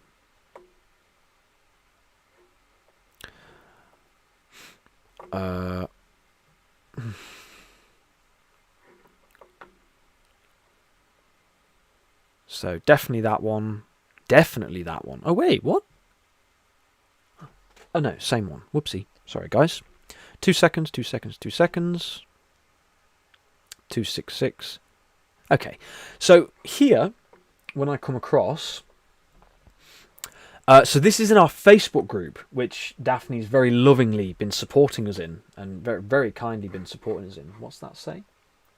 Error. YouTube is not receiving enough video to maintain smooth editing. Why would that be the case? Oh, because of the... if there's a little bit of lag, guys, I apologise. It's because I've opened the tabs. So this one in our Facebook group got 3.6 thousand likes. Which, again, you might say, oh, well, that's truly impressive. You know, that really is impressive for that to happen, because I've never known a group to do this. So we've actually gone up 600 members in our group in just like 4 or 5 days. It's gone up 600. Hi, QC. You might just have to copy and paste it in. I apologise. I might have to look into that. It should work. If it doesn't, if you copy and paste it in, I think it does. If it doesn't, then I'll check that out. Thank you for letting me know. Apologies for that. So yeah, these I'm posting in the Facebook group, I'm posting on my page, I'm posting on Instagram, YouTube, TikTok. It's nuts, you know, it's nuts. It's a lot of work. It's a colossal amount of work. TikTok again. So in here, some of them did quite well. This one got up to 1,000. One of them that got to 15,000 views. So again, on TikTok, I've got 15,000 people on here from a while ago. This is also, it's working. You know, there's engagement on here. So I just wanted to show you guys this, because it's like I'm trying to respond to every single comment on every single platform. I can't do full YouTube videos yet. I don't have the... Hi, QC. Yeah, I know. If you go into the description, I thought the link was there. If not, I'll fix it. Thank you for letting me know. I appreciate that. I'll definitely fix that, my friend. I really appreciate you letting me know. Doesn't Insta report to Facebook if you choose that option? What do you mean, Asana? Let me know, sorry. Let me know. That's okay, Daphne. It's all... Yeah, hashtag bear with me too. Absolutely. Appreciate you, Deborah. I appreciate that very much. Very nice comment from you. So yeah, that's kind of like each platform slowly. I mean, once we're signed up with an agency, when we've got the funding and we can have an office and we can have staff members, it will go, because I'll be able to do videos a lot more efficiently, because it takes me about 20 minutes to write and record a video. It takes about 3 hours to edit them and post them. All right. Hey, Meg. James' organisation setup on these apps is next level, by the way. Meg knows that because she's been helping me. She has first-person experience of how insane the organisation is. Shall we show them, Meg, shall we? Let's show them this, shall we? Come on, let's go. I appreciate you guys. I know this isn't the most, perhaps exciting like going on about David. I am immensely tired this week. Hopefully that bit of the front is good enough and you're okay with us going through this. I do appreciate your patience. I'm starting to run on fumes a little bit. But where are we? Where's it gone? Okay, hold on. Let me close all of these. I made a shortcut. Here you go. You see, made a shortcut for a reason because it makes it much easier to find it. There we go. So this is the organisation sheets. Okay. So this is what I put forward so that everything is in one place. Now, if I zoom out, you can see here. There we go. So it goes all the way across, and then Meg, bless her heart, she's helped put all of the links in for the folders here, and she's been helping me put all of the slides in. So the idea is that I take different bits of content, like a text image post, which is that one I showed you, the text and an image. It's a way of doing it, which does really well.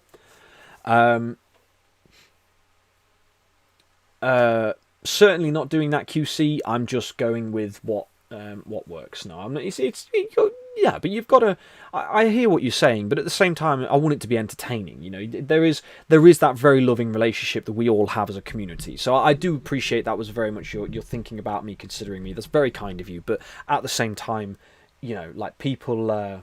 You guys are very important to me, so I want to know you're happy. I want to know that you're happy. I want to know you're enjoying things, and if not, then we can tweak. I don't mind that. Not at all. Not at all. So this here, I've got the short videos, the long videos, the different kinds of posting. The one we've been focusing on is the short videos and the texts, and it just goes all the way down. So this is what we've been doing over the months. I've got my content ideas, which I put in here. So the green means that I've done a post on them. Day by day, that one we haven't been using as much because we need a team of people. It's not possible to do it. And then I was doing the daily meditations. I'm so sorry, guys. I stopped doing them because I've been so focused elsewhere. But yeah, and then I was doing invites and comments. So I just put all of this together to make it so that everything is really clear, really obvious, and hell yeah, it's a lot of work. That's not even the Google Drive, which has all of the separate folders, and my actual hard drive, which has the folders too. Like, it's... But I'm not complaining. I don't like... to the best of my human ability, I don't like to complain. I think it's a complete waste of energy and time. I'm doing it to myself. Like, I'm the one doing it. Why would I complain about it? So yeah. Guys, I am starting to feel... like I'm probably at my limit this weekend, which is really unfortunate. I like to try to finish at 3 hours and 33 minutes. I know what you're going to say. I know you guys are going to be very okay with this. Are you alright if we stop slightly early this week? Now, you might say, James, that's completely ridiculous. If you need to get off, get yourself off, and I understand that. But my heart and soul is in service to you and our planet, and so that's why I ask, because I appreciate you all very much. I respect you all very much. I am probably at the point now. So maybe we do our last meditation. We do our meditation with David, and we say our goodbyes at maybe at 3 hours. How's that sound, guys? Is that okay with you? Hopefully that's okay. Yeah, 3 days last week at 3 in the morning and a 4 o'clock finish last night, and it's worked though. Done a really good job getting the pages done. Yeah, that's it, Meg. That's it. But most importantly, though, the reason why I do it is for the agency. So when we are working with a proper team of people, it's all there for them. And I tell you what, I can't wait to see the response when they actually see what's been created. Because my tattoo artist, okay, here's another story for you. When I had my chest done, so I have a full mural.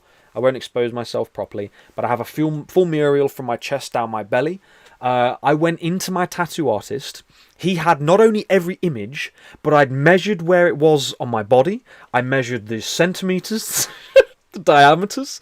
I put it into position.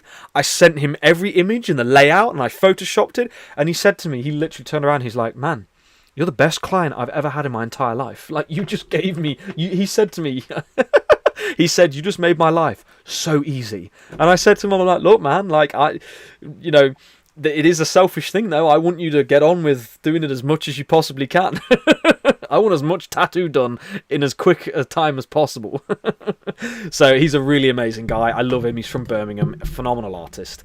So yeah, it's, as Annie will say, it's a Virgo moon somewhere up in the sky, left, right, up, down. It's in there. It's in me somewhere. Detail is in me somewhere. So yeah, but look, it made it a lot easier. The design a lot easier, the doing of it a lot easier. It was really good. Meg, I appreciate that. Yeah, I've been more aware of my shoulder, so I've kept it much more relaxed. Alright, guys. Totally fine. Don't fall asleep on camera. You're right. Right, let's go. Meditations. So this one is for the fully embodied presence. Alright, guys. Take a nice deep breath in. And as you breathe out, just relax.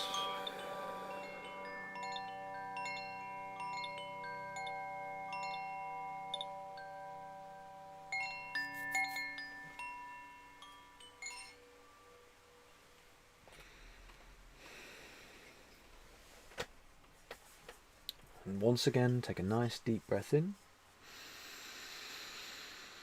Absolutely, Nancy. And breathe out.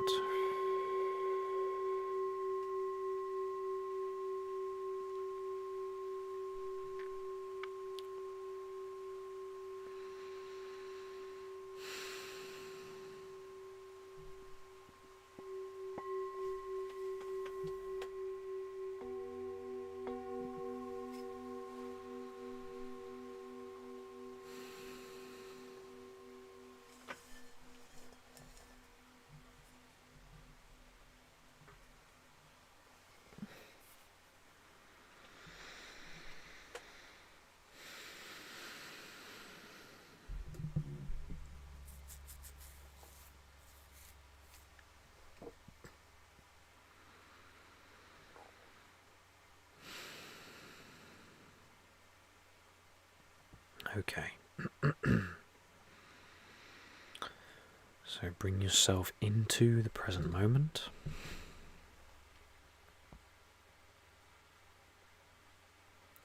And yeah, I'd like to invite you to come into the present moment. And as we come into this present moment, I'd like to suggest that we focus on the beautiful fact that we have everything that we need right here and right now.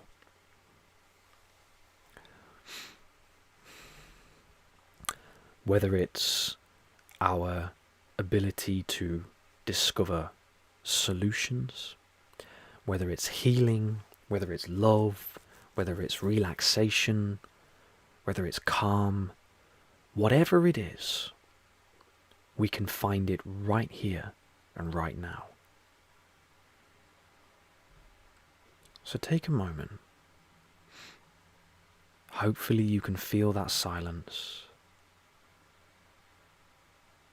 and recognize that right here in that quiet, in that peace, you will be able to hear everything that you need to hear. The whispers of the universe, your intuition, your heart, your gut feeling, whatever it is, it's here for you.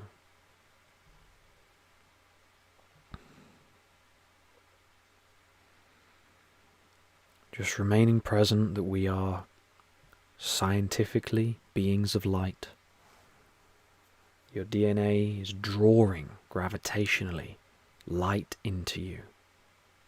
Incredible.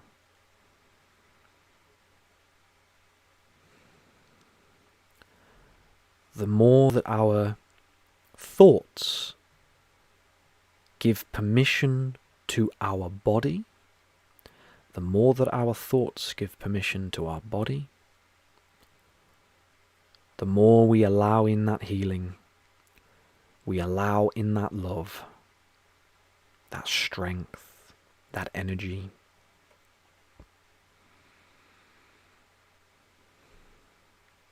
The more we start to heal, become more balanced, more whole, more at peace.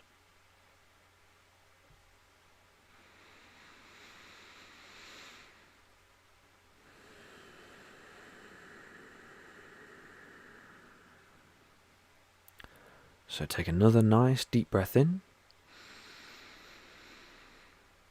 And as you breathe out, just relax.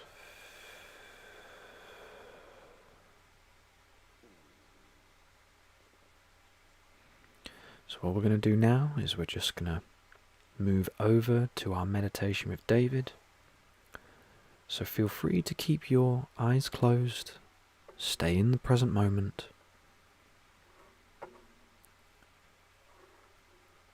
And in just a second, we will join our brother David for our last meditation.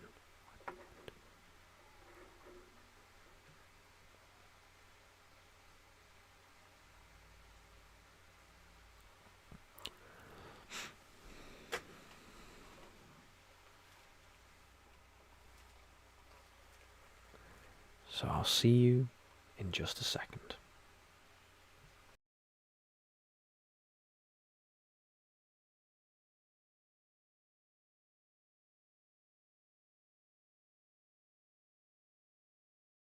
On there, global peace meditation.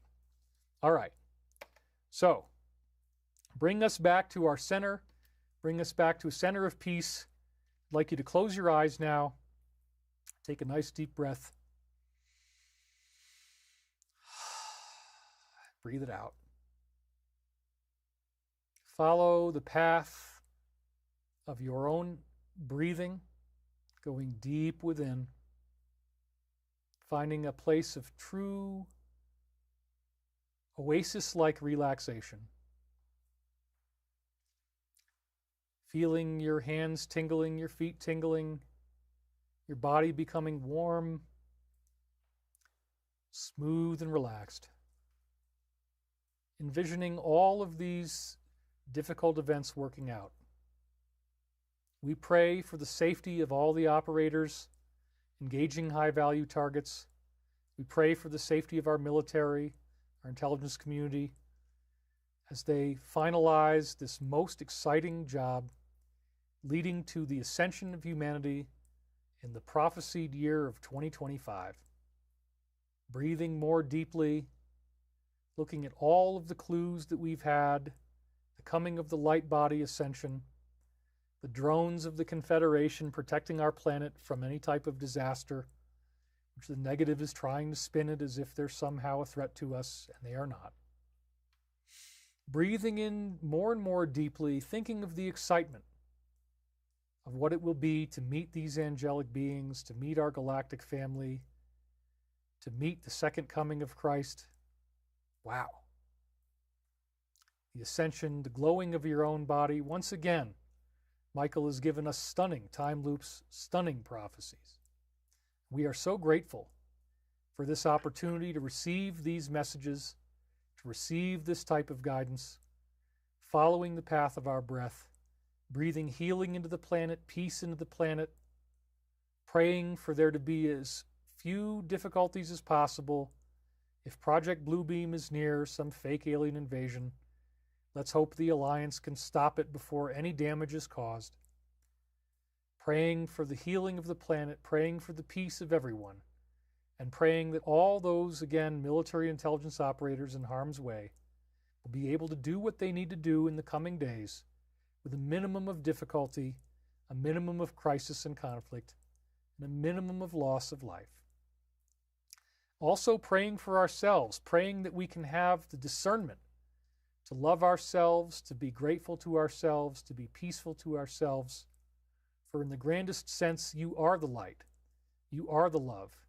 You are the one infinite creator, And this is as it was, as it is now, and as it always shall be. And so it is. We thank you, Heavenly Mother Mary. We thank you, Jesus. We thank you, Alliance. We thank you, Archangel Michael. We thank you for all those who are helping us. And we pray for a quick and peaceful resolution to all of the problems we now face. Amen. Now let's come back into the room. Ooh, we're at 5 hours and 45 minutes here. It's a beautiful time to end this show. It's a nice number. So I want to thank you guys for being here. Thank you for taking the time with me today. I very much value your time. I hope you haven't felt like it was wasted. Obviously not. We still have over 5,000 people watching, even despite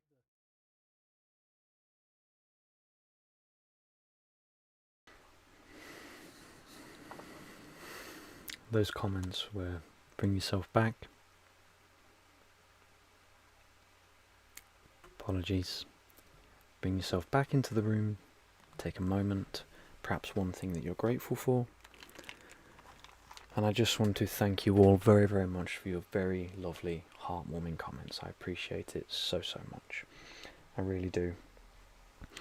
You know, appreciate my mother and father. Appreciate you guys, you know, in tremendous ways. You know, this is next week will be our 18th live stream. Hopefully, if I'm not, after 2 days of solid performing, I'll do my best. That one might be a short one too. But it's, yeah. I appreciate you guys very, very much. Thank you so much for being present, for sharing your love, the laughs, the laughter, the tears at times as well. You know, it's been a real incredible journey. And again, anytime you can join, it's just wonderful to have you guys here. So, you know, Daphne, Mummy Malins, love you lots. I appreciate you. Rosie, Asana, Jennifer, thank you so much for your lovely words. I appreciate that. And thank you for being here. You know, it's lovely to have you here. It's so, so amazing to have you here. Beverly, absolutely, yeah, guys, if you haven't already, if you hit the like button, I'd appreciate that very much. Very kind of you.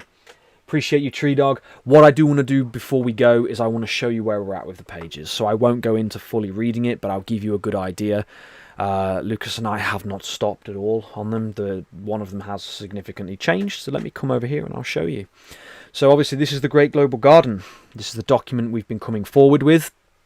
And as we go down, I've converted it into A5, so this will be an A5 sheet. We've got our summary page. We're very happy with that. That hasn't really changed much at all. We've got our vision for peace on earth, so we start with the vision. Excuse me, we go into the problem just to recognize what's been going on, what's happened in our world. We present the solution. Simple forest gardens, a return of our people to our land. Then we go into 4 stages of how we do it. Okay, vision, problem, solution, and 4 stages of this is how we get it done. First of all, 2.5 acre forest garden homesteads. Sorry, I'm shouting in your ears. Template for the living forest garden. So this has been improved with the images, etc. Next, we've got the 5 steps. This was the big one. Okay, this one changed significantly. It was very bad. This is now very good. Okay, so this took hours to just try to get the words right to put it in. So this is where we are here, the 5 steps to heal our world, how we demonstrate it. The new one, reason why this is red is because Lucas and I are working on it at the minute, hence why it's got a bit of scaffolding. But instead of this being the 7 scales, it's connected to the mycelial philosophy, right? So one thing, so I wrote these bits last night. So the forest starts with a single seed. That single seed becomes a family of trees. So the single seed is you. The family of trees is you and your family. It goes into a family of trees becomes a woodland. That's your village.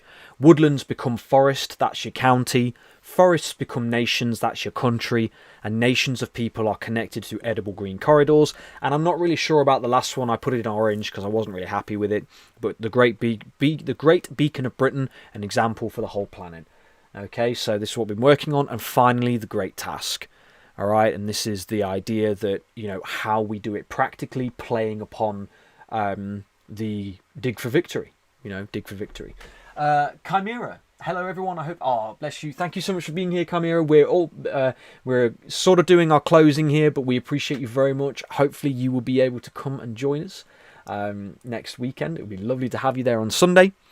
We've obviously got the how you get involved, the source links, which I've pretty much done. That's going to be probably a day's worth of work. I just need to put them all in. And these are the iterations. So this is all of our annex. So we've got Forest Gardens, the Parliamentary Enclosure Acts. This is the growing modalities, which should be there. I don't actually know why that's gone. I need to put that back in.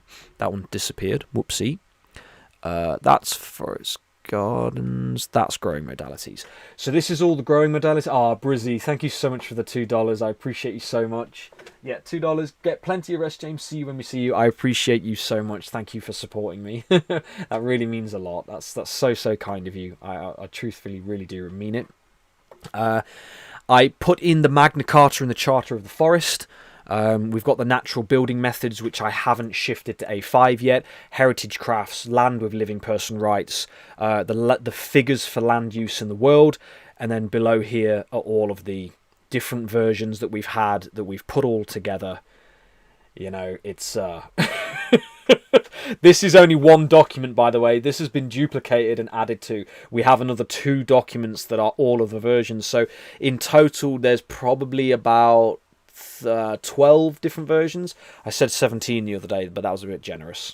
So this is how much work has gone into the 7 pages so far. We're nearly finished. I just need to tidy up these bits here. We need to finish the 7 pages, and then this will be ready to post out and share like crazy. Alright, so this will literally, it will be going out far and wide. We will be sending it to investors. We will be sending it to members of parliament, to the public, to the people, to anybody who will hear, to the people who are doing the growing. We've got like 45 different connections to villages that are doing permaculture, forest gardening, small growing operations, horticulture operations, you name it, we've got it. You know, it's coming over thick and fast. I'm speaking to a very interesting individual tomorrow, who knows? That's a very interesting conversation. That's after 3 o'clock. So listen, guys, I just want to thank you from the bottom of my heart for being a part of this journey, for being with me. You know, like, I will never complain about the work that goes into this. This is a part of it. I will never complain about the work that goes into the lives that we do here. I love being with you, spending time with you.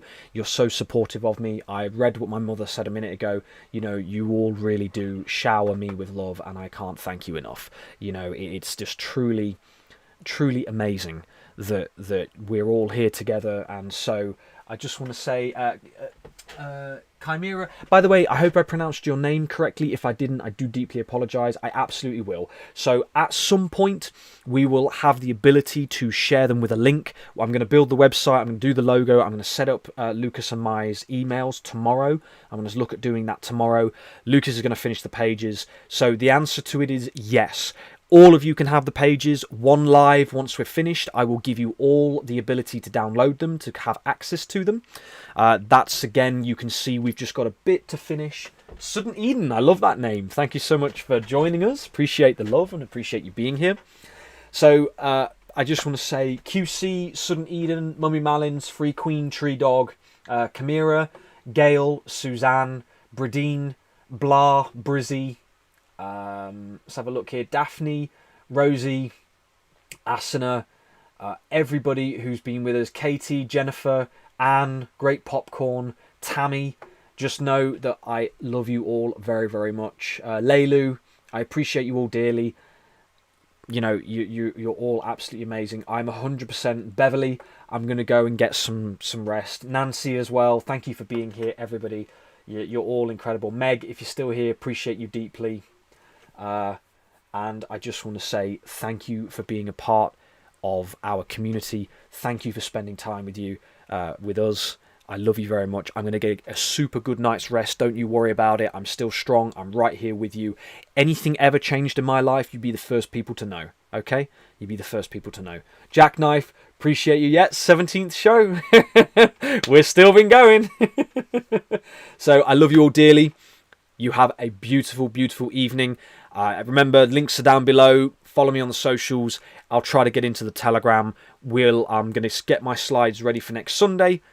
Take care of yourselves, my friends. Love you all dearly, and I'll catch you in the next video. Bye-bye.